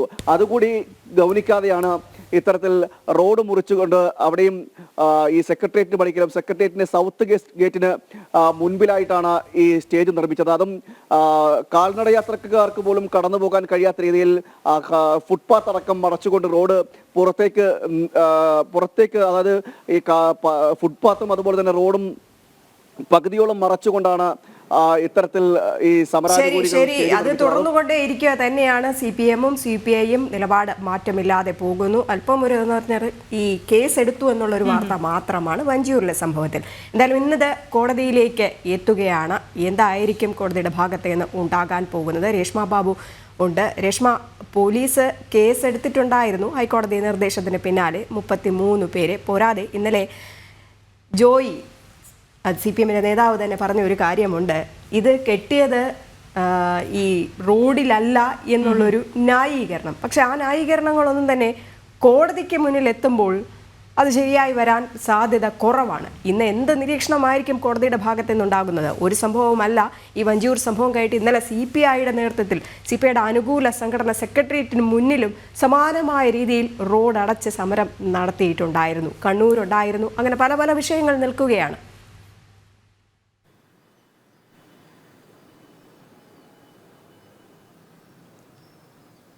രജനി, നേരത്തെ തന്നെ ഹൈക്കോടതി ഇതുമായി ബന്ധപ്പെട്ട് ചില ഉത്തരവുകൾ പുറത്തിറക്കിയതാണ്. അതായത് റോഡ് ഗതാഗതം തടസ്സപ്പെടുത്തിക്കൊണ്ട് ഏതെങ്കിലും രാഷ്ട്രീയ പാർട്ടികളോ സംഘടനകളോ പൊതുയോഗങ്ങളോ മറ്റോ നടത്താൻ പാടില്ല. ഇക്കാര്യത്തിൽ കർശനമായിട്ട് ഹൈക്കോടതിയുടെ ഉത്തരവ് പാലിക്കപ്പെടണമെന്നുള്ളതായിരുന്നു നിർദ്ദേശം. പക്ഷെ അത് പാലിക്കാതെ കോടതി ലക്ഷ്യ നടപടി സ്വീകരിക്കത്തക്ക രീതിയിലുള്ള കാര്യങ്ങൾ തന്നെയാണ് CPM ഈ ഏരിയ സമ്മേളനം നടത്തിക്കൊണ്ട് വഞ്ചിയൂരിൽ ചെയ്തിട്ടുള്ളത്. ഇക്കഴിഞ്ഞ 5-ാം തീയതിയാണ് ഈ സമ്മേളനം നടത്തിയത്. റോഡിന്റെ ഒരു ഭാഗം കെട്ടിയടച്ചുകൊണ്ടായിരുന്നു ഈ സമ്മേളനം നടത്തിയത്. അന്ന് അത് ജനം TV-യാണ് ആ വാർത്ത പുറത്തുവിട്ടത്. എന്തായാലും അതിനുശേഷം ഹൈക്കോടതിയിൽ കോടതി ലക്ഷ്യ ഹർജി വരികയും ഹൈക്കോടതിയുടെ ഭാഗത്തു നിന്നും രൂക്ഷമായ വിമർശനം ഉണ്ടാകുകയും ചെയ്തതിന്റെ അടിസ്ഥാനത്തിലാണ് പിന്നീട് കേസെടുത്തുകൊണ്ടുള്ള ഒരു നടപടിയിലേക്ക് പോലീസ് കടന്നത്. പോലീസിനോടടക്കം, അതായത് വഞ്ചിയൂർ CIയുടെ അടക്കം നേരിട്ട് ഇതുമായി ബന്ധപ്പെട്ടുള്ള രേഖകളുമായി ഹാജരാകണമെന്നുള്ളതായിരുന്നു ഹൈക്കോടതി ഡിവിഷൻ ബെഞ്ച് നൽകിയ നിർദ്ദേശം. ഇന്ന് അദ്ദേഹം ഹാജരാകേണ്ടതുണ്ട്. പ്രധാനമായിട്ടും അതിനു മുന്നേ തന്നെ ഹൈക്കോടതി ചോദിച്ചൊരു കാര്യമുണ്ട്, ഈ ഒരു കുറ്റകൃത്യത്തിന്മേൽ കേസ് എടുത്തിട്ടുണ്ടോ എന്നുള്ളതായിരുന്നു ഹൈക്കോടതിയുടെ ചോദ്യം. പക്ഷെ അതിന് കൃത്യമായിട്ടുള്ള മറുപടി പറയാൻ സർക്കാരിനായില്ല, കാരണം കേസ് എടുത്തിട്ടില്ലായിരുന്നു. എന്തായാലും ഈ കേസ് എടുത്ത കാര്യം, ഒപ്പം തന്നെ ആർക്കെതിരെയൊക്കെയാണ് നടപടി സ്വീകരിച്ചിട്ടുള്ളത്, ഇതടക്കമുള്ള വിശദാംശങ്ങളായിരിക്കും SHO രേഖകൾ മുഖാന്തരം ഹൈക്കോടതിയിൽ അറിയിക്കുക. നേരിട്ട് അദ്ദേഹം എത്തണമെന്നുള്ളതായിരുന്നു നിലവിൽ ഹൈക്കോടതിയുടെ നിർദ്ദേശം. അതുപോലെ തന്നെ നേരത്തെ വലിയ രീതിയിലുള്ള വിമർശനമാണ് ഈ വിഷയത്തിൽ ഹൈക്കോടതി നടത്തിയത്. അതായത് യാത്രാ അവകാശത്തെ തടസ്സപ്പെടുത്തുകയാണ് ചെയ്തിരിക്കുന്നത്. ഇതിനു മുന്നേ ഹൈക്കോടതി ഇറക്കിയ ഉത്തരവുകൾ ലംഘിക്കപ്പെട്ട് കഴിഞ്ഞിരിക്കുന്നു. അത് എന്ത് അധികാരത്തിന്റെ പുറത്താണ് ഇത്തരത്തിൽ ഉത്തരവുകൾ ലംഘിക്കപ്പെടുന്നത്? ഇതിൽ ഏറ്റവും പ്രധാനമായിട്ടും പറയേണ്ടത്, ഈ വഞ്ചിയൂർ കോടതിക്കും പോലീസ് സ്റ്റേഷനും ഇടയ്ക്ക് തന്നെയാണ് ഒരു പ്രദേശം ഉള്ളത്. ആ പോലീസ് സ്റ്റേഷൻ തൊട്ട് മുന്നിലുണ്ടെന്ന് ഹർജിക്കാരനും അറിയിച്ചിട്ടുണ്ട്. ഈ പോലീസ് സ്റ്റേഷനും കോടതിക്കും ഇടയിലുള്ള ഒരു പ്രദേശത്ത് തന്നെ ഇത്തരത്തിൽ കോടതിയുടെ നിർദ്ദേശം ലംഘിക്കപ്പെട്ട ഒരു സാഹചര്യം. ഈ കോടതിയുടെ ഉത്തരവുകൾ പാലിക്കപ്പെടേണ്ടവർ തന്നെയാണ്, അത് ലംഘിക്കുന്നവർക്ക് കൂട്ടുനിൽക്കുന്നു എന്നുള്ളൊരു വിലയിരുത്തലാണ് ഹൈക്കോടതിയുടെ ഭാഗത്ത് നിന്ന് അന്ന് നടന്നത്. അത് മാത്രമല്ല, ഈ ഹൈക്കോടതിയുടെ നിർദ്ദേശാനുസരണം സർക്കാർ ഇറക്കിയ ഉത്തരവുകളെല്ലാം ഒരു കോൾഡ് സ്റ്റോറേജിലാണ് എന്നുള്ളൊരു വിമർശനവും ജസ്റ്റിസ് അനിൽ K. നരേന്ദ്രൻ അധ്യക്ഷനായിട്ടുള്ള ഡിവിഷൻ ബെഞ്ചിന്റെ ഭാഗത്തു നിന്നും അന്നുണ്ടായി. സ്വാഭാവികമായിട്ട് ഇന്ന് ഈ SHO രേഖകൾ ഹൈക്കോടതിയിൽ സമർപ്പിക്കുന്ന വേളയിലും സമാനമായിട്ടുള്ള വിമർശനങ്ങൾ ഉണ്ടാകാൻ സാധ്യതയുണ്ട്. കാരണം കഴിഞ്ഞ ദിവസം ഈ വഞ്ചിയൂരിലെ സംഭവത്തിൽ ഹൈക്കോടതിയുടെ വിമർശനത്തിന് തൊട്ട് പിന്നാലെ ജോയിന്റ് കൗൺസിൽ തന്നെ വീണ്ടും സെക്രട്ടേറിയറ്റിൽ ആ ഒരു പന്തൽ കെട്ടി സമരം, അതായത് പൊതുഗതാഗതം തടസ്സപ്പെടുത്തിയ ഒരു സമരം നടത്തിയതും ഹൈക്കോടതി സ്വാഭാവികമായിട്ടും അറിഞ്ഞിട്ടുണ്ടെങ്കിൽ അക്കാര്യത്തിലും ഹൈക്കോടതിയുടെ ഭാഗത്തു നിന്നും നടപടി വിമർശനം ഉണ്ടാകും. എന്നാലും കോടതി ലക്ഷ്യം നടപടി സ്വീകരിക്കുമെന്നുള്ളതാണ് നിലവിൽ ഹൈക്കോടതി നൽകിയിട്ടുള്ള നിർദ്ദേശം. റോഡിൽ സ്റ്റേജ് കെട്ടിയ സംഭവം കോടതിയലക്ഷ്യ ഹർജി ഇന്ന് വീണ്ടും ഹൈക്കോടതിയിൽ പരിഗണിക്കാനിരിക്കുകയാണ്. നമ്മുടെ ഒരു പ്രേക്ഷകൻ പറയുന്നുണ്ട്, സദാനന്ദൻ നെടുനിലം, വലിയേട്ടൻ കാണിച്ചാൽ എനിക്കും കാണിച്ചുകൂടെ എന്നുപോലെയാണ് CPM-ഉം CPI-യും കാണിക്കുന്നത്. അതായത് ഇത് ജനങ്ങളെ ദ്രോഹിക്കുന്ന ഒരു നിലപാട് തന്നെയാണ്. ഇന്നലെ നമ്മൾ കണ്ടതാണ് സെക്രട്ടേറിയറ്റിന് മുന്നിലെ കാഴ്ച. ഗതാഗത കുരുക്ക് അതിരൂക്ഷമായിട്ടുണ്ടായിരുന്നു. മറ്റൊരു പ്രധാനപ്പെട്ട വാർത്തയിലേക്ക്. 1991 ആരാധനാലയ നിയമത്തിന്റെ ഭരണഘടനാ സാധുത ചോദ്യം ചെയ്തുള്ള ഹർജികൾ സുപ്രീം കോടതി ഇന്ന് പരിഗണിക്കാനിരിക്കുന്നു. ചീഫ് ജസ്റ്റിസ് സഞ്ജീവ് ഖന്ന അധ്യക്ഷനായ ബെഞ്ചാണ് ഹർജികളിൽ വാദം കേൾക്കുക. ആരാധനാലയങ്ങളിൽ 1947 ഓഗസ്റ്റ് 15 സ്ഥിതി തുടരണമെന്ന വ്യവസ്ഥയെയാണ് ഹർജിക്കാർ പ്രധാനമായും ചോദ്യം ചെയ്യുന്നത്. ഗൗതം അനന്തനാരായണൻ ചേരുന്നു വിവരങ്ങളുമായി. ഗൗതം, എന്തൊക്കെയാണ് ഈ ഹർജിയിലെ ആവശ്യം?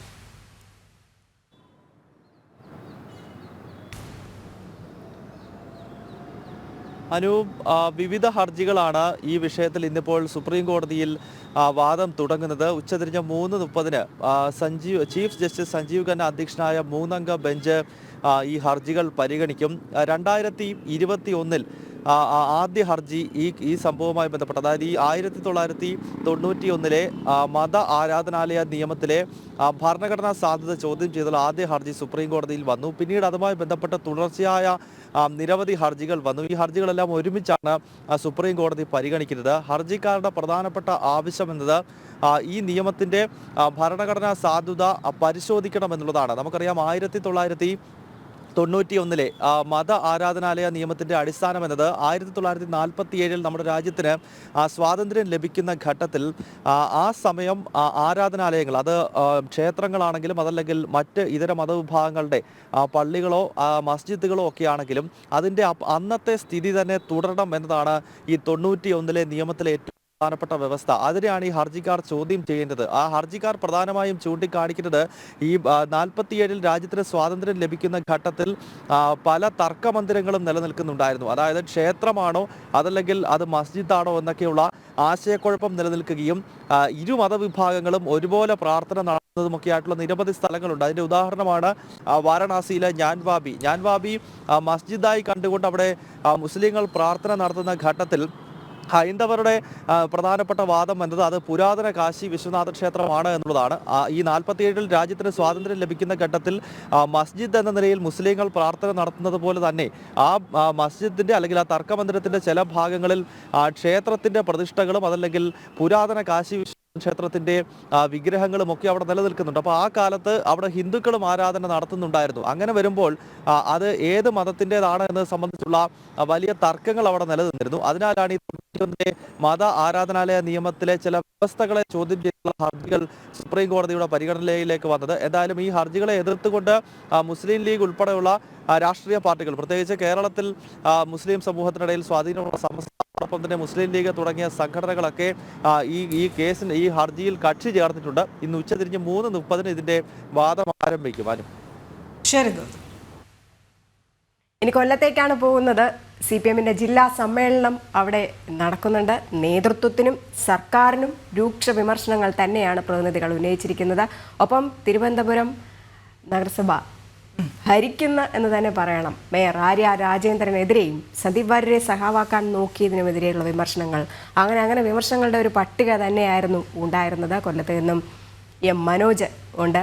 മനോജ്, ഇനി വേണമെങ്കിൽ CPM-ന് ഒരു ബുക്കൊക്കെ ഉണ്ടാക്കാം, കൊല്ലത്തെ ജില്ലാ സമ്മേളനത്തിലെ വിമർശനങ്ങൾ എന്ന് പറഞ്ഞുകൊണ്ട് തന്നെ.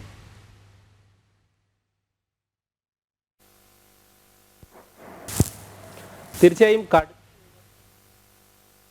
ദിവസമായി ഉയർന്നു കേട്ടത്, അതായത് ജില്ലാ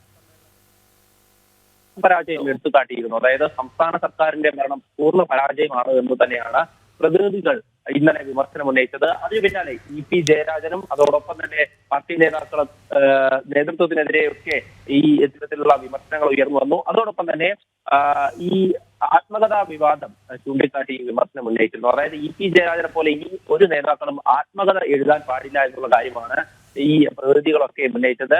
അതോടൊപ്പം തിരുവനന്തപുരം നഗരസഭ മേയർ ആര്യ രാജേന്ദ്രന്റെ ഇത്തരത്തിൽ മേയർ ആക്കിയത് അത് ആനമണ്ടത്തരം എന്നുള്ള കാര്യമാണ് ഈ പ്രതിനിധികളൊക്കെ ഉന്നയിച്ചിരിക്കുന്നത്. കാരണം അവിടെ BJPക്ക് മുന്നേറ്റം ഉണ്ടാകുന്നു എന്നുള്ള കാര്യം ചൂണ്ടിക്കാട്ടുന്നുണ്ട്. എന്തായാലും കടുത്ത വിമർശനങ്ങൾ ഉയരുന്നു. അതോടൊപ്പം തന്നെ സന്ദീപ് വാര്യരെ ആദ്യം സഖാവാക്കാൻ നോക്കി എന്നുള്ള കാര്യമാണ്. ഉത്തമനായ സഖാവാക്കാൻ ചിലർ ശ്രമിച്ചു എന്നുള്ള കാര്യമൊക്കെയാണ് പറയുന്നത്. അതിൽ തന്നെ എടുത്തു പറയുന്നത് പിന്നീട് കോൺഗ്രസിൽ പോയപ്പോൾ മറ്റു രീതിയിൽ പ്രതികരിച്ചു. അതിൽ തന്നെ വിരമിക്കൽ പ്രായം കണക്കാക്കാതെ നേതാക്കളെ വിവരക്കേട് പറയുന്നവരെ പുറത്താക്കണമെന്നുള്ള ആവശ്യമാണ് പ്രതിനിധികളൊക്കെ ഉന്നയിക്കുന്നത്. അതോടൊപ്പം തന്നെ കരുനാഗപ്പള്ളിയിലെ വിഭാഗീയത അടക്കം ചർച്ചയായി. ജില്ലാ നേതൃത്വം ഒരു പക്ഷത്തോടൊപ്പം മാത്രം നിന്നു എന്നുള്ളതാണ്. അതിൽ കൃത്യമായി പ്രശ്ന പരിഹാരത്തിന് ആരും തയ്യാറായില്ല. ഒരു ലക്ഷ്യമേ ഉണ്ടായിരുന്നുള്ളൂ, അത് ഏരിയ കമ്മിറ്റിയെ പിരിച്ചുവിടലായിരുന്നു എന്നുള്ളതാണ് ഒരു വിഭാഗം ഉന്നയിച്ചിരിക്കുന്നത്.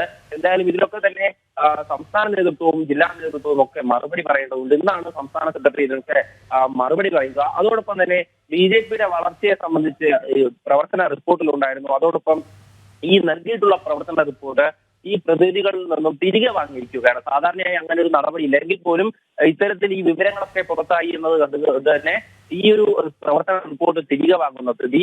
ഇത്തരത്തിൽ ജില്ലാ സമ്മേളനത്തിൽ ഒന്നാകെ തന്നെ വിമർശനങ്ങളും അതോടൊപ്പം തന്നെ വിഭാഗീയതയും ഒക്കെ ചർച്ചയാവുകയാണ്. നേതൃത്വത്തിനെതിരെ കടുത്ത വിമർശനം ഉന്നയിക്കുകയാണ്. അതോടൊപ്പം തന്നെ നേതാക്കൾ അതായത് EP-യുടെ കണ്ടുപിടിച്ച രീതിയല്ല മുഖ്ലീഷിനെ MLA ആക്കിയത്, അത് ആരോട് ചോദിച്ചിട്ടാണ് അല്ലെങ്കിൽ ആരുടെ തീരുമാനമായിരുന്നു? അത്തരത്തിൽ ഒരു തീരുമാനമെടുത്തത് പരാജയത്തിൽ അവസാനിക്കേണ്ടി വന്നു എന്നുള്ള കാര്യമാണ്. അങ്ങനെ പലതരത്തിലുള്ള വിമർശനങ്ങൾ ഉന്നയിച്ചിരുന്നു. അതോടൊപ്പം ഇന്ന് തെരഞ്ഞെടുപ്പ് നടക്കുകയാണ്. അതായത് ജില്ലാ കമ്മിറ്റിയിലേക്കുള്ള തെരഞ്ഞെടുപ്പാണ് ഇന്ന് സമാപന ദിവസം നടക്കുന്നത്. ഇതിൽ തന്നെ കരുനാഗപ്പള്ളിയിലെ വിഷയത്തിൽ ഒരു അച്ചടക്ക വാൾ പ്രയോഗം നടത്താനാണ് നേതൃത്വം തയ്യാറായിരിക്കുന്നത്. ഇതിൽ തന്നെ 3 ജില്ലാ കമ്മിറ്റി അംഗങ്ങളെ ഒഴിവാക്കുമെന്നാണ് മനസ്സിലാക്കാൻ സാധിക്കുന്നത്. ശരി, എന്തായാലും CPM കൊല്ലം ജില്ലാ സമ്മേളനത്തിൽ തല മുതൽ വാൽ വരെ വിമർശനം തന്നെയാണ്. മുഖ്യമന്ത്രി തൊട്ട് മേയർ ആര്യ രാജേന്ദ്രനെതിരെ അതിരൂക്ഷ വിമർശനങ്ങൾ തന്നെയാണ്. മാത്രമല്ല അസാധാരണ നടപടി. കാരണം പ്രവർത്തന റിപ്പോർട്ട് ഇത് ചോർന്നു. അപ്പോൾ കരുനാഗപ്പള്ളി മോഡൽ ഉണ്ടല്ലോ അവിടെ വിഭാഗീയതയ്ക്ക് ഉദാഹരണമായി, അത് മറ്റിടങ്ങളിലേക്ക് കൂടി വ്യാപിക്കുന്നു എന്നതുകൂടി ഓർക്കണം. അതിന് കൂടുതൽ വ്യാപിക്കുമെന്നുള്ള ഒരു ഭയമായിരിക്കാം ഇത് തിരികെ വാങ്ങിയിരിക്കുന്നു പ്രവർത്തകർക്കിടയിൽ നിന്നും. അത് പ്രവർത്തകർക്ക് വിതരണം ചെയ്യേണ്ടത് സാധാരണ കീഴ്വഴക്കമാണ് അവരെ സംബന്ധിച്ചിടത്തോളം. പാർട്ടിയെ സംബന്ധിച്ചിടത്തോളം. പക്ഷേ അത് തിരികെ വാങ്ങിയിരിക്കുന്നു എന്നതാണ് ഒരു പക്ഷേ ഇന്ന് ഇതിലെ വാർത്താ പ്രാധാന്യമുള്ള ഒരു വിഷയവും. BJPയുടെ വളർച്ചയെ ഭയക്കുകയും ചെയ്യുന്നുണ്ട്. അത് ആദ്യ ദിവസം തന്നെ അവർ പറയുകയും ചെയ്തു. തിരുവനന്തപുരത്തെ കോർപ്പറേഷൻ അടക്കം ഭരിക്കുന്നത് BJP ആണ് എന്നുള്ളൊരു കാര്യം വ്യക്തമാക്കിയിരിക്കുകയാണ് CPM. അത് സത്യം തന്നെയാണ്. അപ്പോൾ നിശ്ചലമായിരിക്കുന്നു നഗരസഭാ ഭരണം എന്ന് പാർട്ടിക്കുള്ളിൽ നിന്ന് തന്നെ വിമർശനം ഉയരുന്നൊരു സാഹചര്യം. ശരി, ഇനി നമുക്ക് ഇതുമായി ബന്ധപ്പെട്ട് തന്നെ മറ്റൊരു വാർത്തയിലേക്ക് പോകും. കാരണം ലോക്സഭാ തെരഞ്ഞെടുപ്പിന് പിന്നാലെ തദ്ദേശ ഉപതെരഞ്ഞെടുപ്പിലും തിരിച്ചടി ഏറ്റിരുന്നല്ലോ CPM-ന്. കൂടുതൽ പ്രതിരോധത്തിലായിരിക്കുകയാണ് മുഖ്യമന്ത്രി. തുടർ പരാജയങ്ങൾക്ക് പിന്നിൽ ഭരണവീഴ്ചകളും മുഖ്യമന്ത്രിയോടുള്ള അതൃപ്തിയുമെന്ന് CPM-ലെ പിണറായി വിരുദ്ധർ ഉറക്കെ പറയേണ്ടി വരുന്ന ഒരു സാഹചര്യം കൂടി വരുന്നു. ക്ഷേമ പെൻഷൻ വിതരണത്തിലെ വീഴ്ചകളും തദ്ദേശ തലത്തിലെ ജനക്ഷേമ പദ്ധതികൾ പാളിയതും ജനവികാരം എതിരാക്കിയെന്നുള്ളൊരു വിലയിരുത്തൽ കൂടിയാണ് അവർ നടത്തുന്നത്. പ്രജിത്ത് മോഹനൻ ചേരുന്നു വിവരങ്ങളുമായി. പ്രജിത്ത്, കൊല്ലം ജില്ലാ സമ്മേളനത്തിൽ ഉയർന്ന രൂക്ഷ വിമർശനങ്ങളെക്കുറിച്ച് M. മനോജ് പറഞ്ഞ് നിർത്തിയിടത്ത് നിന്ന് തന്നെ ആരംഭിക്കേണ്ടി വരും. ഇനി പിണറായി വിരുദ്ധ ചേരി ഇപ്പോൾ വളരെ ശക്തമായി തന്നെ ഇത്തരം കാര്യങ്ങളിൽ വിമർശനം ഉന്നയിക്കുകയാണല്ലേ? കഴിഞ്ഞ ലോക്സഭാ തെരഞ്ഞെടുപ്പിലെ പരാജയം തൊട്ടാണ് CPM-ൽ മുഖ്യമന്ത്രി പിണറായി വിജയന്റെ ആ പിടി അഴിഞ്ഞു തുടങ്ങിയിട്ടുണ്ടോ എന്നുള്ളൊരു സംശയം ബലപ്പെട്ടു വന്നിരുന്നത്. കാരണം ലോക്സഭാ തെരഞ്ഞെടുപ്പിലെ പരാജയത്തിന് പിന്നാലെ CPM തന്നെ വിലയിരുത്തുന്ന ഒരു സാഹചര്യമുണ്ടായി. മുഖ്യമന്ത്രിയുടെ ശൈലി മാറ്റേണ്ടതുണ്ട്, മുഖ്യമന്ത്രിയുടെയും സർക്കാരിൻ്റെയും ശൈലി മാറ്റം ആവശ്യമാണ്. പ്രത്യേകിച്ച് ജനങ്ങളുടെ അടിസ്ഥാനപരമായ പ്രശ്നങ്ങളിൽ കൃത്യമായ ഇടപെടൽ സർക്കാർ നടത്തുന്നില്ല.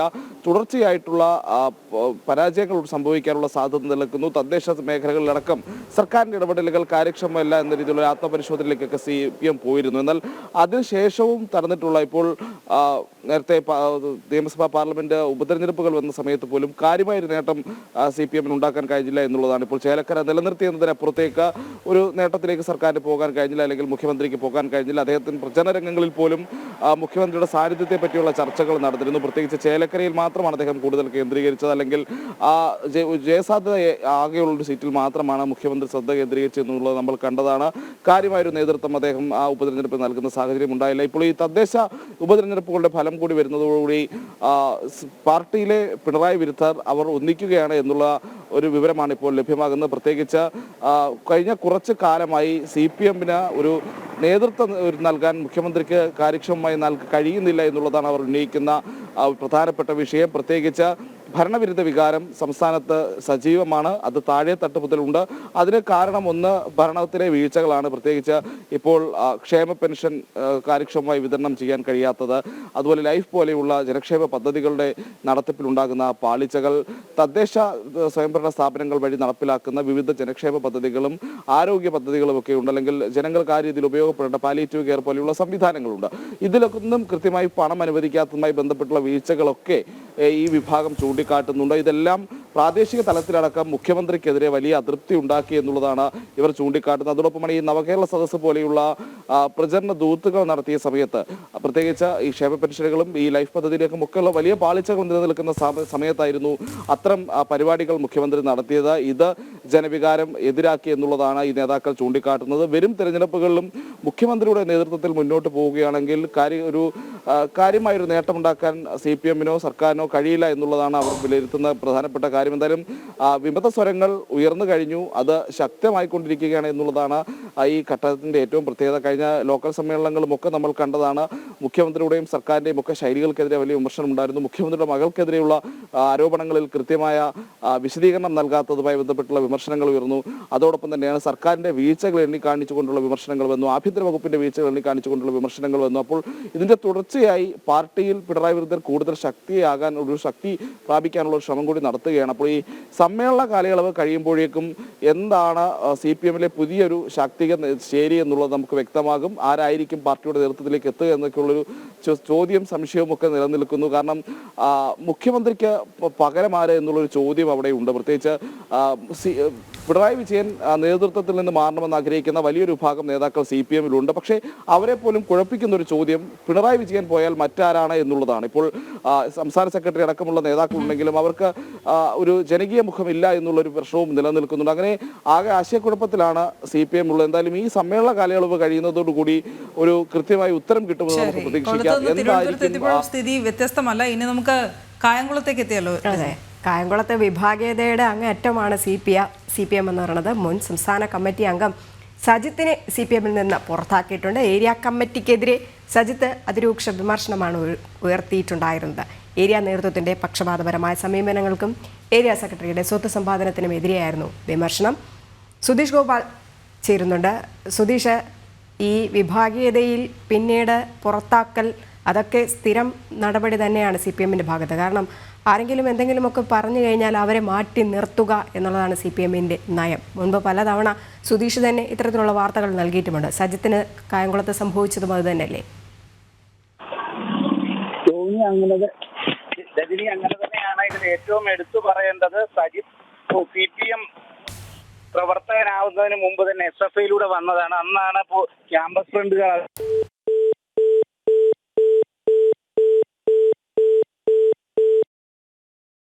വിഭാഗീയതയും തുടരുക തന്നെയാണ്.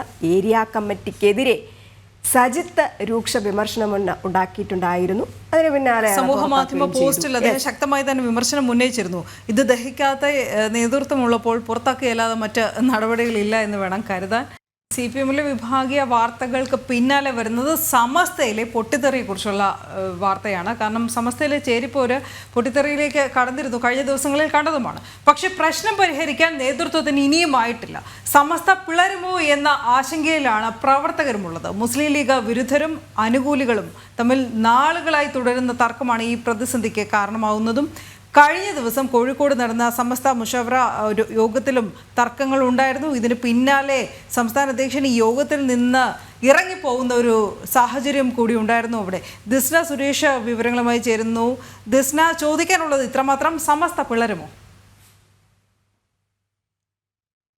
ഇന്നലെ കോഴിക്കോട് നടന്ന മുഷവറ യോഗത്തിലാണ് ഇത്തരത്തിലുള്ള വലിയൊരു രീതിയിലുള്ള ഭിന്നത ഉണ്ടായിരിക്കുന്നത്. ഇതിൽ സമസ്തയിലെ ലീഗ് അനുകൂല വിഭാഗം ആദർശ സംരക്ഷണ സമിതി രൂപീകരിച്ചതൊക്കെ തന്നെയും വലിയൊരു പ്രശ്നമായി മാറിയിട്ടുള്ള ഒരു സാഹചര്യമാണ് നിലവിലുള്ളത്. മുസ്ലിം ലീഗ് സംസ്ഥാന അധ്യക്ഷൻ പാണക്കാട് സാദിഖലി തങ്ങൾക്കെതിരായ ഉമർ ഫൈസിയുടെ വിവാദ പരാമർശം ചർച്ച ചെയ്യുന്നതിനിടെയാണ് ഉമർ ഫൈസിയുടെ നിങ്ങൾ കള്ളന്മാർ എന്നൊരു പരാമർശം ഉണ്ടായത്. ഈ പരാമർശത്തെ ചൊല്ലിയാണ് ഇന്നലെ വലിയൊരു രീതിയിലുള്ള ഭിന്നത രൂക്ഷമായ ഒരു സാഹചര്യം ഉണ്ടായത്. ഈ വിഷയം ചർച്ച ചെയ്യുന്നതിന് മുന്നോടിയായി ഉമർ ഫൈസിയോട് അല്പസമയം യോഗത്തിൽ നിന്ന് മാറി നിൽക്കാൻ ജിക്രി തങ്ങൾ ആവശ്യപ്പെട്ടതാണ് ഈ തർക്കത്തിന് കാരണമായത് എന്നതാണ് നമുക്ക് അറിയാൻ സാധിച്ചിരിക്കുന്നത്.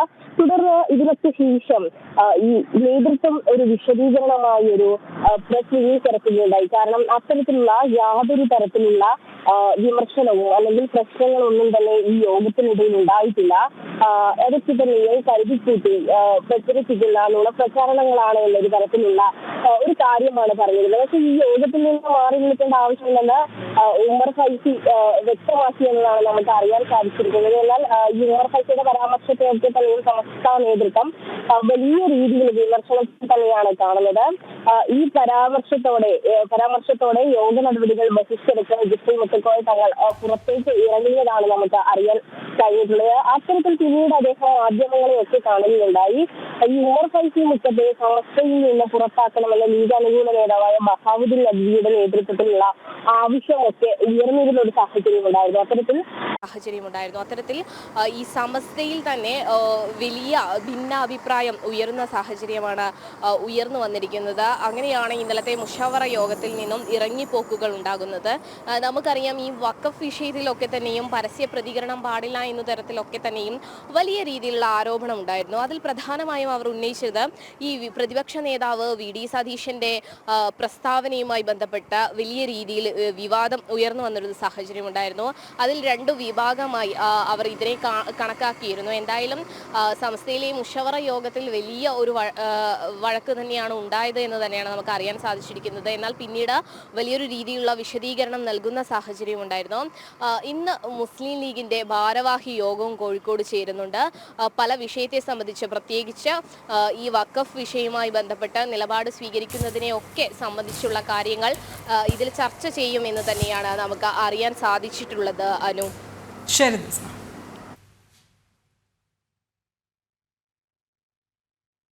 ഇനിയൊരു പിറന്നാൾ വിശേഷത്തിലേക്കാണ് പോകുന്നത്. സ്റ്റൈൽ മന്നൻ രജനീകാന്തിന് ഇന്ന് 74-ാം ജന്മദിനമാണ്. അനുവിന് ഏറ്റവും ഇഷ്ടമുള്ള സൂപ്പർ സ്റ്റാർ ആരാണ്? ഇന്നത്തെ ദിവസം ചോദിച്ചാൽ മറ്റു ഉത്തരങ്ങൾ എങ്ങനെ നൽകാനാണ്? തീർച്ചയായും രജനീകാന്ത് തന്നെയാണ്. 5 പതിറ്റാണ്ടായല്ലേ അദ്ദേഹം സിനിമാ ലോകം അടക്കി വാഴ തുടങ്ങിയിട്ട്. എന്തായാലും ഇപ്പോഴും പകരം വയ്ക്കാൻ ആളില്ല എന്നത് തന്നെയാണ് രജനീകാന്തിനെ വേറിട്ട് നിർത്തുന്നത്. എന്തായാലും അദ്ദേഹത്തിൻ്റെ പിറന്നാൾ ഗംഭീരമാക്കാനുള്ള ഒരുക്കത്തിൽ തന്നെയാണ് ആരാധകരും സിനിമാ ലോകവും ഉള്ളത്. അത് തമിഴ്നാട്ടിൽ ഒതുങ്ങി നിൽക്കുന്നില്ല എന്ന് മാത്രം. ഒപ്പം തന്നെ അദ്ദേഹത്തിൻ്റെ ഒരു ജീവിതം ഒന്ന് നമ്മൾ ചെറുതായിട്ട് പറഞ്ഞു വെക്കുകയാണ്. 1950 ഡിസംബർ 12 ബംഗളൂരുവിലാണ് ശിവാജി റാവു ഗേക്വാദ് എന്ന രജനീകാന്തിൻ്റെ ജനനം. കേരളത്തിലും ഏറെ ആരാധകരുള്ള തലൈവർക്കായി ഒരു സ്പെഷ്യൽ ഗാനം തന്നെ ഒരുക്കിയിരിക്കുകയാണ് മലയാളികൾ. ശ്രീജിത്ത് എസ് വിജയ് സംഗീതം നൽകിയ ഗാനം ആലപിച്ചത് ഷൈൻ ഡാനിയലാണ്. അനിൽ കുഴിഞ്ഞക്കാലയുടേതാണ് വരികൾ. SS ജിഷ്ണുദേവാണ് എഡിറ്റിംഗ് നിർവഹിച്ചിരിക്കുന്നത്. ആ ഗാനം കേൾക്കാം.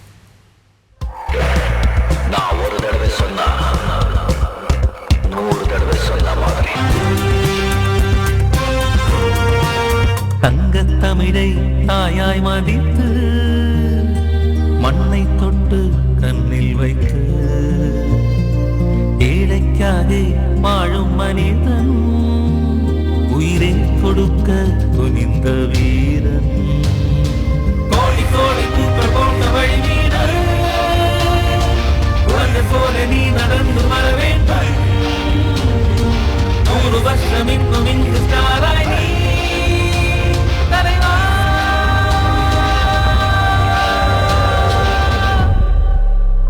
நம்ம சூப்பர் ஸ்டாருக்கு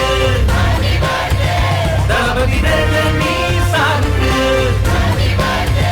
நம்ம சூப்பர் ஸ்டாருக்கு தளபதி ரஜினி சாருக்கு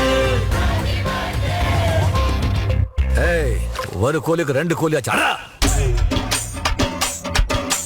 பார்க்கத்தானே போற இந்த காளியோட ஆட்டத்தை.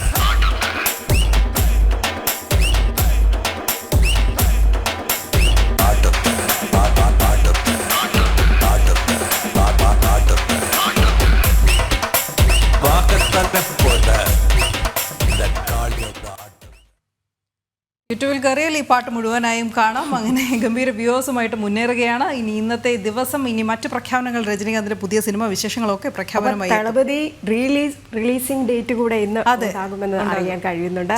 അപ്പം ജനൻ ടിവിയുടെ വകയും പിറന്നാൾ ആശംസകൾ സ്റ്റൈൽ മനന്. ഇനി മറ്റൊരു വാർത്തയാണ്. കാരണം പ്രസിദ്ധമായ ചക്കുളത്തുകാവ് പൊങ്കാല നാളെയാണ്. വിപുലമായ സൗകര്യങ്ങൾ ഭക്തർക്കായി ഇത്തവണയും അവിടെ സജ്ജീകരിച്ചു കഴിഞ്ഞു. കേന്ദ്രമന്ത്രി സുരേഷ് ഗോപിയും ഭാര്യ രാധിക സുരേഷ് ഗോപിയും ചേർന്നായിരിക്കും പൊങ്കാല ഉദ്ഘാടനം ചെയ്യുക. പൊങ്കാലയ്ക്കുള്ള ഒരുക്കങ്ങൾ പൂർത്തിയായതായി ക്ഷേത്രം ഭാരവാഹികൾ തന്നെ അറിയിച്ചിട്ടുണ്ട്. എന്തായാലും ഈ ഒരുക്കങ്ങളുടെ വിശേഷങ്ങൾ കാണാം. അതോടുകൂടി ഇന്നത്തെ പുത്തൻ പുലരിയും അവസാനിക്കും. എല്ലാവർക്കും ശുഭദിനം. നന്ദി, നമസ്തേ. ദക്ഷിണേന്ത്യയിലെ ഏറ്റവും വലിയ ഭക്തജന സംഗമത്തിന് വേദിയാകാൻ ചക്കുളത്തുകാവ് ഒരുങ്ങി. തിരുവല്ല മുതൽ തകഴി വരെയും MC റോഡിൽ ചങ്ങനാശ്ശേരി മുതൽ ചെങ്ങന്നൂർ പന്തളം റൂട്ടിലും മാന്നാർ മാവേലിക്കര മുട്ടാർ കിടങ്ങറ വിയപുരം ഹരിപ്പാട് റൂട്ടുകളിലും പൊങ്കാല അർപ്പിക്കുന്നതിനായി അടുപ്പുകൾ നിരന്നു തുടങ്ങി. പോലീസ്, ഫയർഫോഴ്സ്, ആരോഗ്യവകുപ്പ്, KSEB, KSRTC തുടങ്ങിയ വിവിധ വകുപ്പുകളുടെ സേവനം പത്തനംതിട്ട, ആലപ്പുഴ ജില്ലാ കളക്ടർമാരുടെ മേൽനോട്ടത്തിൽ സജ്ജീകരിച്ചിട്ടുണ്ട്. വിവിധ സാമൂഹ്യ, സാമുദായിക, സാംസ്കാരിക, സന്നദ്ധ സംഘടനകളുടെ ആഭിമുഖ്യത്തിൽ സൗജന്യ ഭക്ഷണ വിതരണവും ചികിത്സയും അടക്കം ഭക്തജനങ്ങൾക്ക് ആവശ്യമായ എല്ലാ സൗകര്യങ്ങളും ഒരുക്കിയിട്ടുണ്ട്. നാളെ പുലർച്ചെ 4 മണിയോടുകൂടി ചടങ്ങുകൾ ആരംഭിക്കും. 9 മണിക്ക് വിളിച്ചുചൊല്ലി പ്രാർത്ഥന നടക്കും. ശ്രീകോവിലിലെ കെടാവിളക്കിൽ നിന്നും മുഖ്യ കാര്യദർശിയായ രാധാകൃഷ്ണൻ നമ്പൂതിരി രാവിലെ 10:30 പണ്ടാരപ്പൊങ്കാല അടുപ്പിലേക്ക് അഗ്നി പകരും. പൊങ്കാലയുടെ എല്ലാ ഒരുക്കങ്ങളും ആയി തീർന്നിരിക്കുകയാണ്. പൊങ്കാലയ്ക്ക് നാടിൻ്റെ നാനാഭാഗങ്ങളിൽ നിന്നും എത്തുന്ന തീർത്ഥാടകർക്കും ഭക്തജനങ്ങൾക്കും എല്ലാവിധ സൗകര്യങ്ങളും ഒരുക്കിക്കഴിഞ്ഞിരിക്കുകയാണ്. അവർ വന്നു പോകുന്നതിനും അവരുടേതായ ഭക്ഷണത്തിനും അവരുടെ രോഗശാന്തിക്കും അതുപോലെ തന്നെ എല്ലാ പ്രവർത്തനങ്ങളും സർക്കാർ തലത്തിൽ നിന്നും മറ്റ് സന്നദ്ധ സേനകളും വോളണ്ടിയേഴ്സിൻ്റെയും ക്ഷേത്രം ഉത്സവ കമ്മിറ്റി ഭാരവാഹികളും ട്രസ്റ്റിൻ്റെ ഭാരവാഹികളും തുടങ്ങി നാനാ ജാതി മതസ്ഥരുടെയും സഹകരണത്തോടുകൂടി ഈ വർഷത്തെ പൊങ്കാലയുടെ പരിപൂർണമായ ഒരുക്കങ്ങൾ തീർന്നു. ഭക്തജനങ്ങൾക്ക് എല്ലാ സൗകര്യങ്ങളും ഒരുക്കിക്കഴിഞ്ഞിരിക്കുകയാണ്. പൊങ്കാലയുടെ ചടങ്ങ് രാവിലെ 10:30 നിത്യപ്രാർത്ഥനയ്ക്ക് ശേഷം പണ്ടാരി അടുപ്പിലോട്ട് അഗ്നി പകരുന്നതും അതിൽ നിന്നും ദീപം മറ്റുള്ള ആൾക്കാർക്ക് കൊടുക്കുകയും ആ പൊങ്കാല വെന്തതിന് ശേഷം ഏതാണ്ട് 12 മണിയോടുകൂടി പൊങ്കാല തെളിക്കുന്ന ചടങ്ങും നടക്കുന്നതായിരിക്കും. അതിന് ശേഷം ഈ ക്ഷേത്രത്തിലെ ഏറ്റവും പ്രധാനപ്പെട്ട ഒരു ചടങ്ങ് കൂടിയാണ് ഉച്ചദീപാരാധന. ആ ചടങ്ങിന് ശേഷം പൊങ്കാലയുടെ അന്ന് വൈകിട്ട് പ്രസിദ്ധമായ കാർത്തിക സ്തംഭം കത്തിക്കുന്ന ഒരു വലിയ ചടങ്ങ്, അതായത് തിന്മകളെയെല്ലാം കത്തിച്ചു കളഞ്ഞുകൊണ്ട് നന്മയുടെ വിജയം അറിയിക്കുന്ന, അതുപോലെ അധർമ്മത്തെ നിഗ്രഹിച്ചുകൊണ്ട് ധർമ്മം വിജയിക്കുന്ന ഏറ്റവും വലിയൊരു പ്രധാന ചടങ്ങാണ് കാർത്തിക സ്തംഭം കത്തിക്കുക എന്ന് പറയുന്ന ചടങ്ങ്. കേന്ദ്ര സഹമന്ത്രി സുരേഷ് ഗോപിയും ഭാര്യ രാധിക സുരേഷ് ഗോപിയും ചേർന്ന് പൊങ്കാലയുടെ ഉദ്ഘാടനം നിർവഹിക്കും. വൈകിട്ട് 5 നടക്കുന്ന സാംസ്കാരിക സമ്മേളനത്തിൽ Bengal governor doctor CV Ananda Bose, മന്ത്രി KB ഗണേഷ് കുമാർ തുടങ്ങിയ രാഷ്ട്രീയ സാംസ്കാരിക രംഗത്തെ നിരവധി പ്രമുഖർ പങ്കെടുക്കും. ജനം, ആലപ്പുഴ.